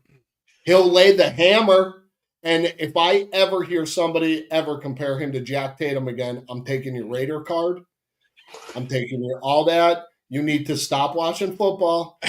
Start just doing. I don't know what you need to start doing. Crocheting or something. How about a Mike Mitchell? Couldn't stand Mike Mitchell. That's another clown shoes. I couldn't stand Mike Mitchell. Head scratcher pick. Where do you play? Marshall or Ohio? Ohio Bobcat or something? That dude couldn't cover a bed with a blanket. He could lay the boom. Yeah, after the fact and get a flag. Now we got 15 more yards after he just scored after a 20-yard gain. In front of him, it's the dumbest shit already. Yeah. Dumbest shit I've ever heard. Mike Mitchell, whatever. Good riddance. Yes. Anyways. Last pick. We got defense. We got a linebacker. 2-2-2 linebacker Cody Lindenberg. Okay, he's got a sweet name too. Look at him; he looks like a badass out there. Cody Lindenberg. He was Lindenberg. Roll the boat. Roll the boat. Hindenburg, you were set. First team Hindenburg. All Big Ten. That's pretty good because the Big Ten is full of really, really good teams, man. That's good. First team All Big Ten. He missed 9 games due to a leg injury. I think it was bone. I don't think it was structure. Okay? Played 5 seasons. He redshirted, of course. Played 3 games as a reserve, 3 tackles. Missed the rest because of an injury. I'm not too happy about that, but they must have did their due diligence, and he's a 7th rounder. 2024, he had a total of 94 tackles, 45 solo, 1 sack. He had 1 pick. So this guy's going to play some special teams for us. I don't see him jumping right in and starting. And look at, what has he got on his jersey right there? 45. Captain. See, who said Captain. 45? What the shit? Jesus Christ. Got a Nike swoosh. He's got a C. That means he's captain. That means he's a Captain. leader. Shut up. He's a leader. Not a bad ball player, but he is a 7th rounder, okay? And he dropped. This is kind of a good pick because I think he was like a 4th or a 5th, maybe early 6th. But we got him in the 7th late. You know, I think they were worried about an injury, but he was there. We took him. Let's see some tape on Cody Lindenberg, University of Minnesota. Let's go. See some tape on Cody. See what we got. He's got a good motor. Yeah. He look. I'm not saying he reminds me of, so everybody don't kill me. He looked a little bit like AJ Hawk. AJ Hawk. Okay, I like it. AJ Hawk, the safety, right? He was like a right. What the fuck did you say? AJ. No, Hawk, I heard what you said. What did you say? I say he was a safety, right? No. AJ Hawk? No, he was a linebacker for Ohio State, number 5 pick in the draft. I'm trying to think. He was a Green Bay, right? Yeah, buddy, you knew that one. You knew that one. Yeah. So yeah, he was a part of the long-haired crew there. That's him and look at the move. Oh, Wasn't playing safety though. He gets in that hole. He never played safety. I don't know where the fuck you're at now. He gets up in that hole though. You can see that he's a big hole getter. yeah. Hey-o. One more time. Hey-o. But he looks like he's got a very high motor. I think he's smart. He's a smart football player. Let's see. There he is. He's reading. Okay, react. Oh, nice little tip and picked him up. Well, good hand-eye coordination. You know, he's going to be a good special team guy. Hopefully, Tommy Eichenberg. I was thinking special teams for sure for him, yes. Tommy Eichenberg, hopefully he makes the leap this year. So one of these years, we'll have Eichenberg and Lindenberg. It could be the Hindenburg. And all we need is the Hindenburg, and we're set for linebacker. Bombing everybody. Jay Hildenberg from the Bears center. It was very good center. But anyways, yes, Cody Lindenberg, 7th round pick, which, you know, 7th rounds, a lot of them, they don't last, but he may. Look at that's good get up. And who's he going against? Iowa. Good. He read that perfectly. Look at broke down, made the tackle. Yeah. Went low, hit the legs. He didn't try to head tackle him. He didn't go up top. Okay? We're going to roll with 3, Ed. I think we're going to roll with 3. I think it's going to be, of course, Gino, AOC, and Mr. Cam Miller. So, I know a lot of talk about the Raiders could have traded Aiden O'Connell for more picks, and that, you know, none of that happened. But does that say more that there were no takers, or that the Raiders do still believe in Aiden O'Connell? That I think someone in that building really believes in Aiden O'Connell. And we've talked about him already tonight. Yeah. And I will take his. Oh, Jesus Christ, you guys are terrible making fun of this kid. No, we're Team Ramrod. We're not making it up. We like him. We're Team Ramrod. You got a picture of fat ass Farva, who all they did was make because fun he of him. looks like fucking Farva. What do you mean, shenanigans? Oh. Shenanigans? A liter of cola? You know? Anyways, I think Tom Brady really likes Aiden O'Connell because Aiden is like Brady-esque He doesn't have the. Well, O'Connell is even admitted his game is based off of Brady's. I think, and because of his size too, I think he's Brady-esque, and Brady does like him, and he sees something. And listen, this kid has went through hell. Half the fan base loves him, half the fan base hates him. You know, and all the kid does is play ball, and he gets along, he goes along. He doesn't bitch and complain when he's not the starter. He's ready to go when he gets called in, which he did a few times last year. Mm-hmm. Mm-hmm. And he was ready to go. He was even sabotaging his first year against the Bears when McDaniels didn't want to put help over there on that right side. And what's his name? Well, that was the Bears. And no, was that the Bears or the Chargers? The Chargers. Yeah. Had a career game. We played the Bears, and then Tyson, the secret agent Bajan, made a household name, and everybody started talking about. They were talking more about his arm wrestling champion daddy than they were of him, because Josh McDaniels sucked and couldn't coach, and now he's back in New England. I can't wait to see him ruin Drake May's career. I can't fucking wait. I hate that man. I'd like to meet him in person and fucking headbutt him off his feet. He destroyed our goddamn team. He destroyed our team. Yeah. He got rid of Derek Carr. They got Gardner. Well, they went with Aiden, and then they fucked up Hunter Renfro's whole career. Yeah. And no offense to everybody wanting Hunter Renfro back. I may be in the ladder that didn't, you know, because he's one concussion away from drinking out of a fucking straw. The kid's way too that's small. Tua. I would not say Hunter either. You know, he took some shots too. You know, and he's a little guy. I mean, he's taking some shots, but I don't think he's one concussion away, maybe 3 away. But he's a few. We'll say he's a few. I didn't want Hunter back. Why? What's the reason why? He had one really good year. I'm sorry, he did. He wasn't great every year he played. He was a good guy to have because a little scrappy ball player, little scrappy guy from Clemson caught that touchdown on the national championship. Third and Renfro. Okay? Third and Renfro. He wasn't all pro. He had one good year. One. So he's a one-year wonder. And he's a Raider. Once a Raider, always a Raider. I have Hunter's jersey. I have an autographed Hunter jersey. But I wouldn't want him no more. That ship sailed. It sailed. It was out. Not with the Panthers. Yeah, good for him.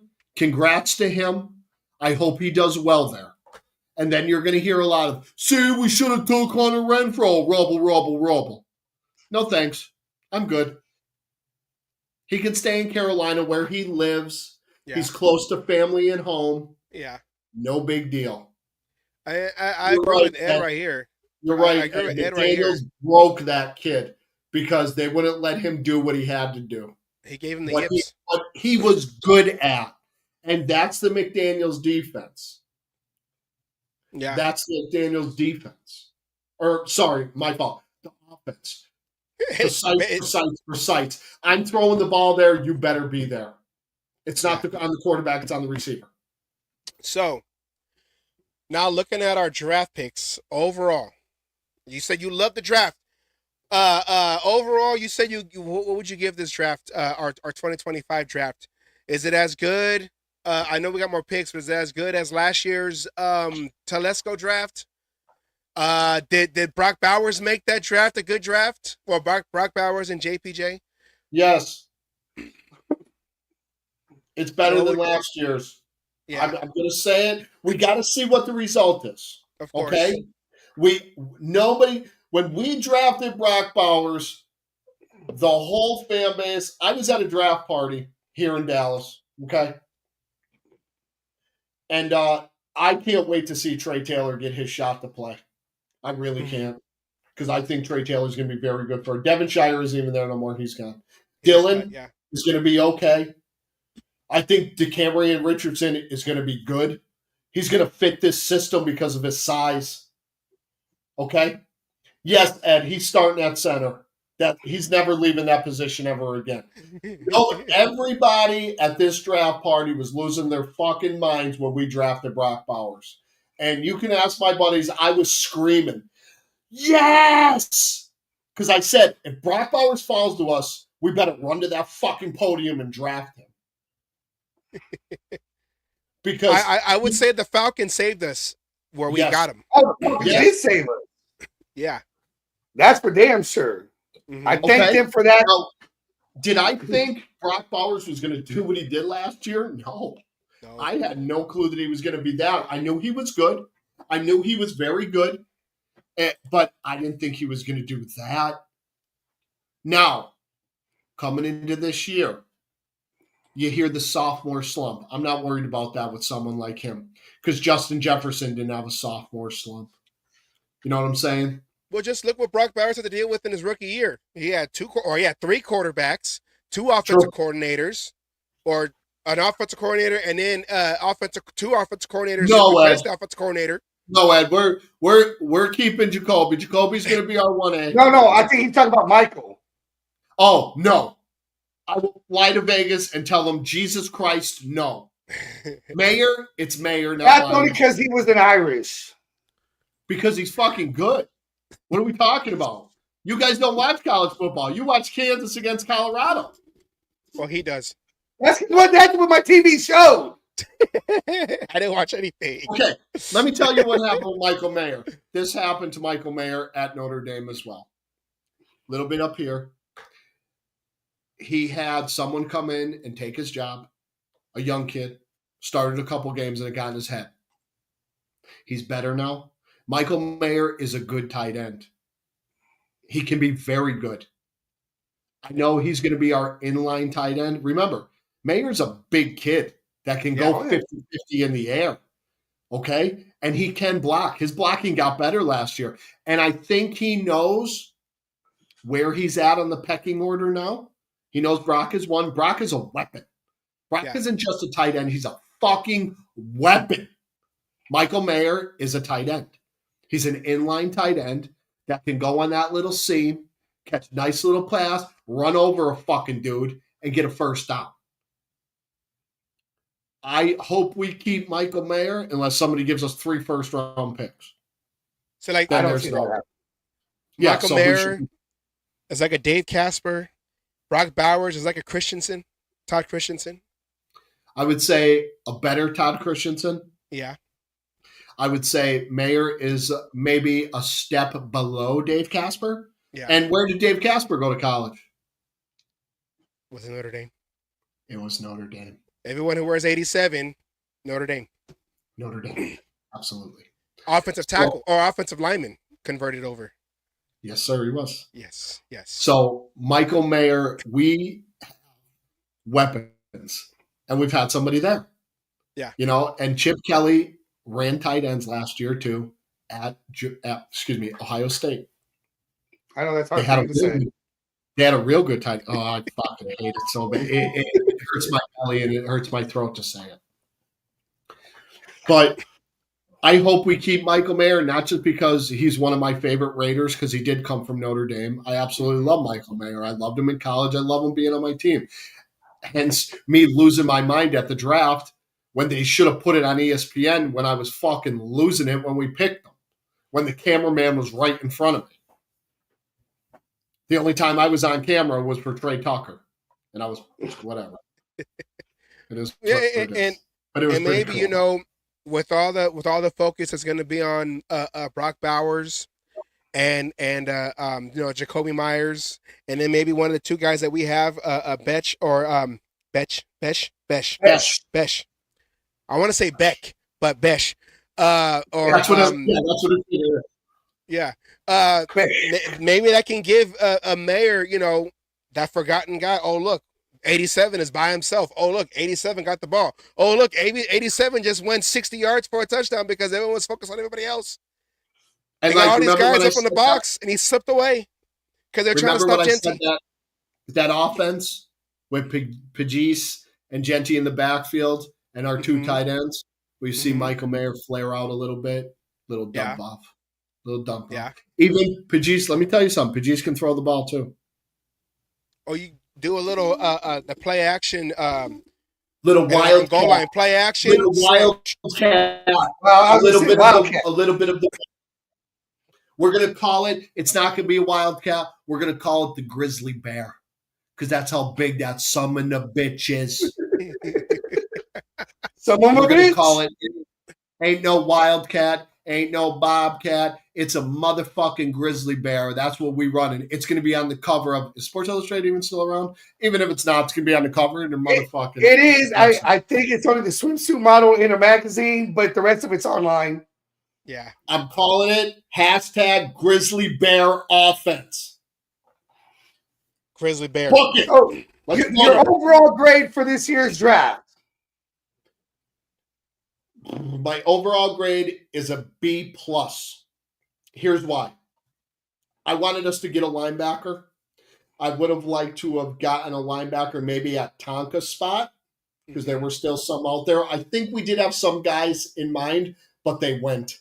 So we said, okay, let's move on. Because I think we wanted the Knight kid from South Carolina, Demetrius Knight, who, oh boy, that would have been nice if we fucking grabbed him. Jesus Christ. I mean, I like who we picked. One or two guys I would like to switch out. Demetrius Knight. Yes, I would have liked to have picked Demetrius Knight, the linebacker from South Carolina. I would have liked to have picked Jack Kaiser from the University of Notre Dame because he's a smart. He reminds me a lot of Drew Tranquill, who's also a former Notre Dame linebacker who plays for the Queefs. And you all know this kid. The kid is good. Tranquill is not bad. He's a good scrappy ball player. He's a football player. You know what I mean? And that's what we want. And he's a high character guy too. But like I said, all in all, B+.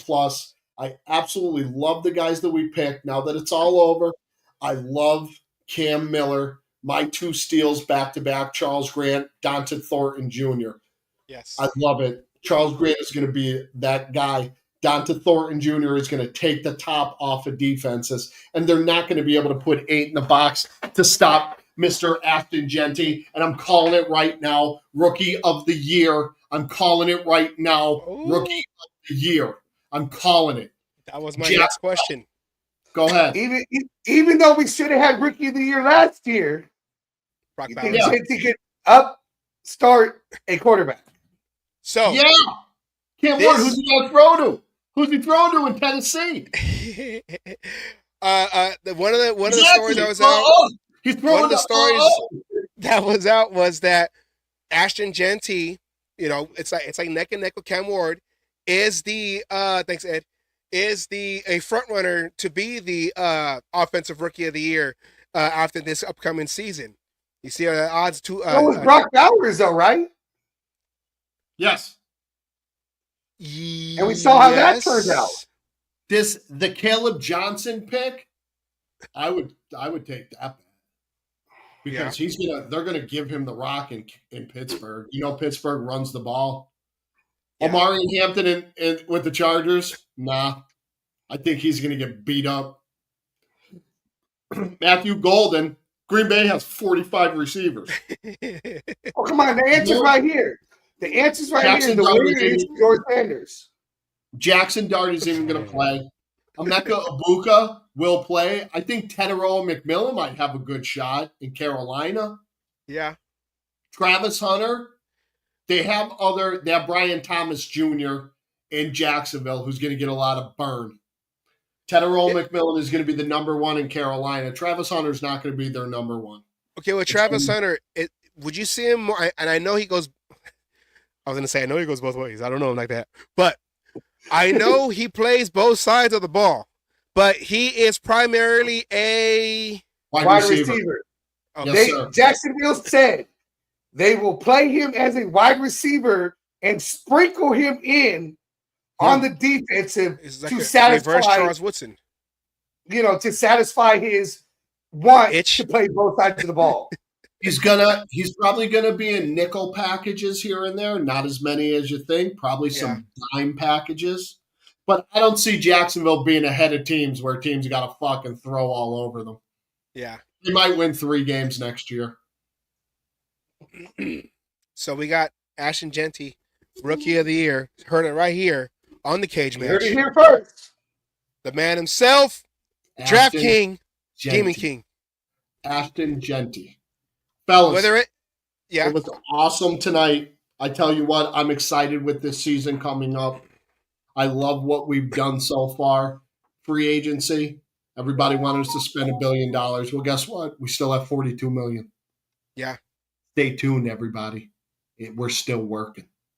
We got a great draft. We had one of the best drafts we've had in years. And don't tell me it compares to last year because it doesn't.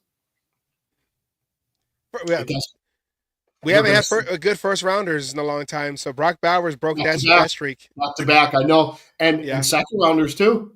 Yeah. Back to back, too. All four of them. Even maybe third rounders with DJ Glaze, who's a starting right tackle, and Darian Porter, who might end up starting by the end of the year. You never know. I think DCAM is going to get a lot of burnout there because of his size and his speed. Yeah. He's going to get better under Pete Carroll's tutelage. A lot better. What is Pete Carroll good at? Anyone? Secondary. Safeties. Secondary. Beautiful. And what is our safeties? 6'4", 6'4", 6'3". We got monsters. Yeah. And everybody bitching about the Jeremy Chen thing. Listen, Jeremy Chen's a high character guy as well, and he's going to do all the dirty work. Let it go. Palomalo is going to be back there. They're going to be scared. They're going to be scared to come across that boy. He's going to be out there screaming, "You're welcome. What can I say?" That's what he's going to be doing. He's going to be singing Moana to motherfuckers. Well, we appreciate you coming on and helping us break down each pick of the draft for us to understand, because like I don't get a chance to watch college, so I don't really know all of these guys that comes out. So that's why this is the weakest part of the show for me, because I'm all like, oh yeah, that guy looks good. I don't know. You know, I watched the tape. I'm like, oh yeah. My favorite guy right now was Grant. That's my favorite guy in this draft. Seeing the way he threw guys around. If he could do that in the regular season, if he started, he could do that in the NFL. No, I don't watch every college game. I watch like top 50 when they start to come out. Mm-hmm. Like even coming into next year, I know a lot of the guys that are going to get drafted high. I know who they are. I know what they can do and all that. And yeah, we had a very, very good draft. I'm very pleased at it. Every guy that we picked, like you've heard of if you watch college football. Like you've heard of these guys. Charles Grant, you've heard of during the year. Yeah. Caleb, you might not have heard of too much because you know a guard. But Charles Grant was dominating dudes at William & Mary. You know? And like one of our guys, yeah. Darian Porter, you heard. I'm so glad we didn't get Cam Scatterall. After the shit he talked about Geno Smith, there was no effing way we were drafting him. No. And he's a Niner fan anyways. I don't want him. He's with the Giants now. Good for him. Good for him going to the Giants because they got a little thunder and lightning going with him and Tracy. I hope they actually win more than 3 games. Maybe they will. They got a better defense. I tell you what, their defensive line is going to be very, very good. Very, very good. With D. Lawrence, with Dexter Lawrence, Brian Burns, Thibodeau, and Abdul Carter. What's funny to me is Abdul Carter asked Lawrence Taylor for 56, and he told him, fuck off. He told him, you did nothing to earn that number. It's not coming down from the Raptors. It's Rafters, I'm sorry. It's not coming down. And he's right. Nobody ever in the history of New Jersey Giants football should wear 56 again. That's one of those numbers. That's one of them. Just like number 12 is a number for a lot of teams, you know. Yeah. And like on New England, nobody should ever wear number 12 for that team. Honestly, they shouldn't, ever. Yeah. Like San Francisco. Me personally, nobody should ever wear number 16. Pittsburgh, nobody should ever wear 75. It's like I think the only one I can justify is when Jerry Rice went to Seattle. You know, he asked Steve Largent, "Hey, 80? Well, hey, you're the guy. So hey, who am I? I'm in the Hall of Fame, I know, but who am I to tell you? Yeah, I'll let you wear it because you're the guy." Yeah. So, I mean, if one GOAT is asking another GOAT, what has Abdul Carter proved in the NFL? Nothing. Nothing. He could turn into another LeVar Arrington. Possible. Yeah. Possible. Which, I mean, LeVar had a couple good years, but injuries derailed his career. So it is what it is. Yeah. And Cleveland, nobody should ever wear what's his name? The offensive lineman, Joe Thomas. Nobody should ever wear his number in Cleveland. Truth. He was one of the greatest offensive tackles ever to never win anything. And he stuck there, loyal to that team and that fan base. Yeah. He was, and he always will be. Give him a ton of credit because teams offered, and he said, "No, I'm not going anywhere." I think the last year of his career, I think Denver called about him, and I think he thought about it, but they were only willing to give like a third or a fourth, and Cleveland wanted like 2 firsts. So I understand. It's fucking Joe Thomas, one of the best left tackles to ever play the game of football for the shittiest franchise in the history of sports. That's like Munoz too with the Bengals. Yeah, 78. Nobody should ever wear 78 for the Bengals. True. Yeah. Well, fellas, if the Raiders would have retired numbers, you probably have like 8 numbers to give out. So yeah, we wouldn't have anything. Everybody would be wearing numbers and shit all the time. Can we do decimals? No. Oh, okay. But this was awesome. I really, really appreciate you guys letting me come in and share some of my knowledge with everybody. It's pretty cool that somebody does recognize what I know. Some people, other people do, but I just, certain places I just don't want to go on because I just don't agree with certain things that they do in their lives. So, but I do have, I watch a lot of different podcasts. I love you guys. You guys are truly my friends. We've met in person before. So, I consider you guys my friends. There's other ones out there that I've met in person. Others I've never met ever. Like I'm social media friends, and it's cool, but it's not real. I want to meet everybody in person. I want to have a cigar with you. I want to have a drink with you or a soda or a water or eat a sandwich, just so the person that I really am. I'm like this all the time. It's not just for a camera. I shared the same field with you. It was a softball field. Yes, you did. But twice, 2 years in a row, I shared the same field with you. So, and I'm 100 miles an hour all the time. Yeah. There is never, I'm as my boy Jacob Fatu, who did rock a Raiders jersey the other night on Monday Night Raw. Just saying, Jacob Fatu, all gas, no break. Hey, Demon King, he had both his knees wrapped up, still out there playing. Like, I don't care. No, we're wrapping it up. Let's go. Let's go. Man, I got taken out at third base. I still think it was a cheap shot, but it is what it is. I talk my noise, but at my age for 47, I'm still a decent athlete. Most 47-year-olds can't say what I can say. So. Yes. Well, we appreciate you. And anytime you want to come on, especially with all the knowledge you have, especially when it comes to college, there's no question. We'll probably ask you first before you. Hey, we were going to ask you anyway. So, yes, of course. You got your own segment. Okay, that's how much we're like, get Demon King on the show. And I appreciate that a lot. I really do. It makes me feel good. Like I said, that you guys get my knowledge, and I can pass it on to everybody. And you giving me this it's really cool for me.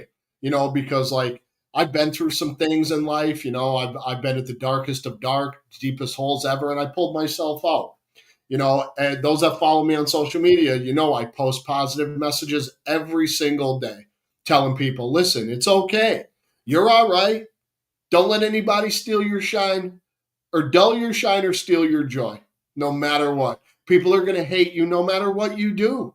But you know what? Don't let that bother you. Don't let that eat you up. Because it did to me for a long time. It did to me for a long, long time. And once I stopped caring about that, I seen the people that weren't my real friends fall off. And I'm like, okay, well, you were phony, you were fake. That's okay. I don't have no ill will. I want you to eat, but not at my table. Yeah. So, yeah. But I appreciate you guys a lot. Thank you so much for this. And we will get together during the season. Yep. Maybe we'll do like a mid-season. And again, we appreciate you coming on and sharing. Absolutely, man. Absolutely. I love doing this. I love talking football. This is my thing. I do this all day at work. There's guys that I work with that don't really know too much about like college football and like mostly all sports. I'm a big baseball guy too. And we talk sports and they're like, hey, they call me Unc. It's funny as shit because I'm older than everybody. Unc, who's this dude? And like the guys they drafted. Oh, he's good. You know, he played for this school. You know, he was an All-American, blah, blah, blah. And they're like, how do you know this stuff? I'm like, I'm on the spectrum, man. I just know I know a lot of useless shit that don't really help me in life. But if I was on Sports Jeopardy, I'd probably be on there for a long, long time. As I tell everybody, I'm full of useless information. Yes. Yeah. Yes, I am. I know a lot. I know a little bit about a lot of stuff. Jack of all trades, but the master of none. Yes. But again, thank you guys so much. I think we're going to have one hell of a year. And I think we all got a date with the playoffs this year. So Let's go. So, fellas, I got to get to bed because 5 a.m. comes early, my guys. But for you, this was awesome. Savage Asylum, I'll talk to you guys one of these nights. Hit me up. We'll talk some more shop, buddies. I love you guys. Raider Nation. Demon King out. Hit that outro. Y'all ready? Oh. Boom.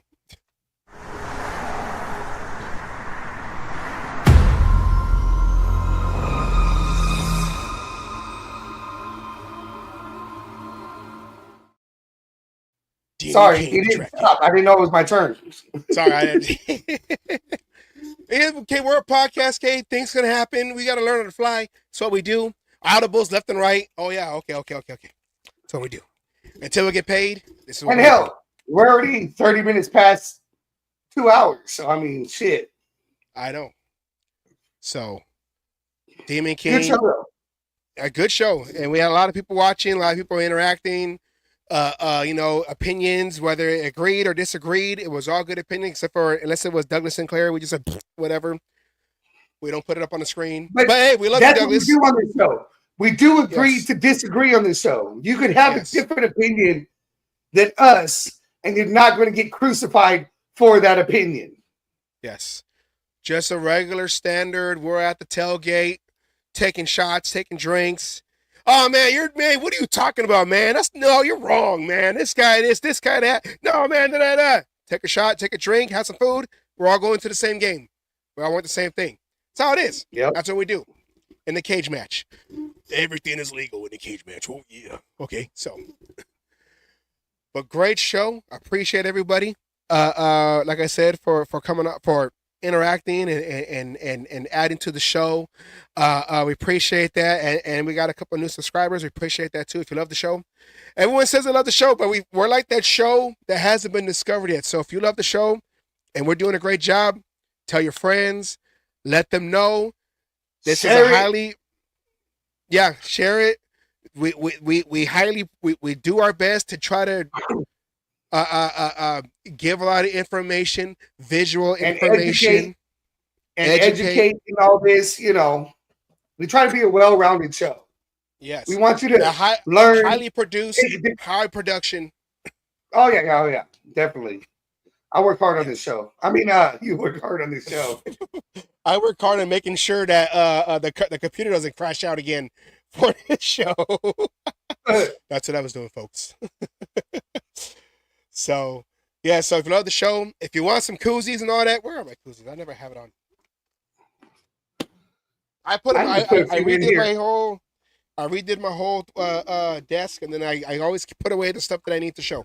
But I know I need to bring in a few of those things and just leave them in here too, so I can be able to show them when you can. Yeah, I know. You want a koozie, cage match koozie or lanyard? Email us at the cagematchshow@gmail.com. Let us know. Glasses too.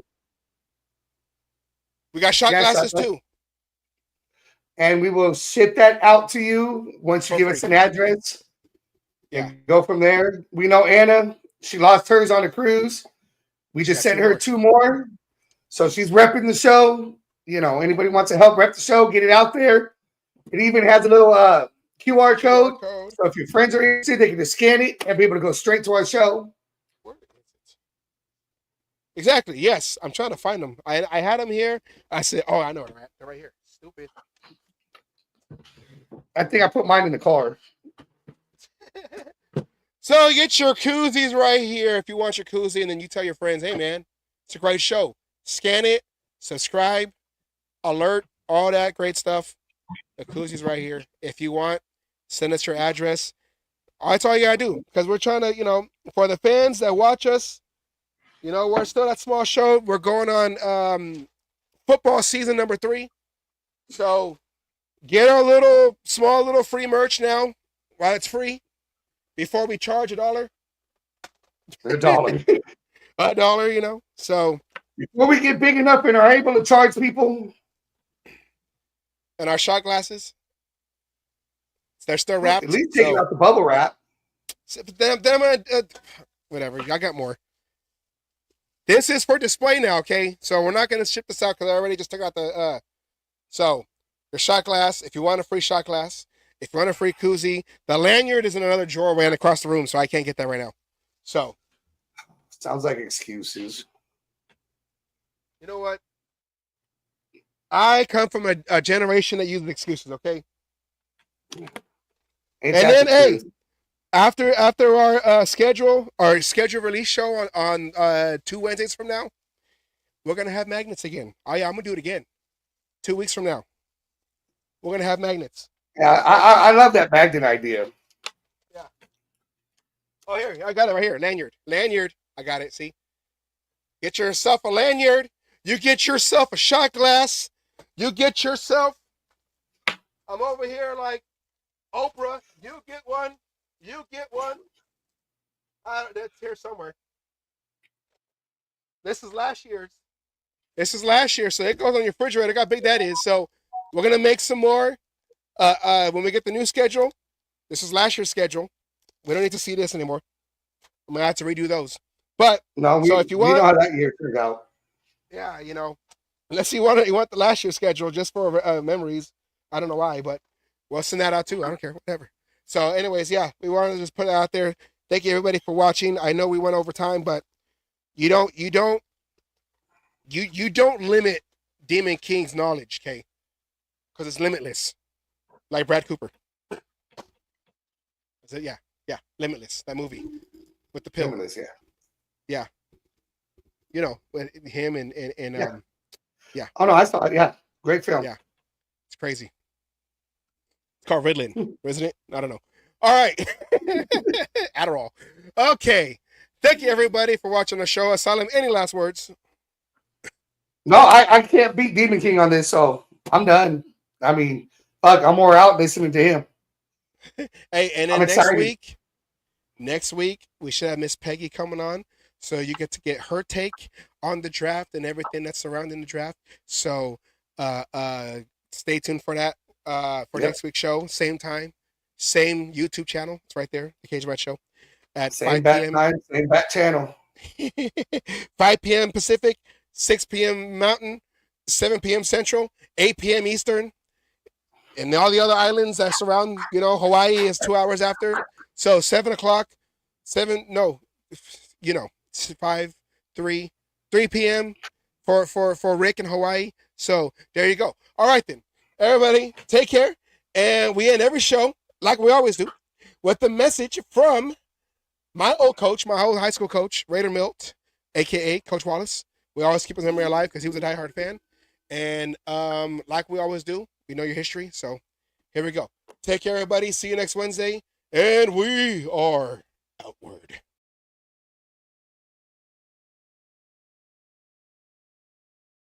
All you other NFL teams, your tailgates are weak. Your teams are weak. We might be down right now, but it doesn't take away the history. And all you Raiders out there need to know your fucking history of who the fuck you playing for and where the fuck you're playing. Damn it. Oh, and by the way, I won my last cage fight again. I'm still undefeated. And you NFL motherfuckers out there that you think you want some, come on and get some anytime.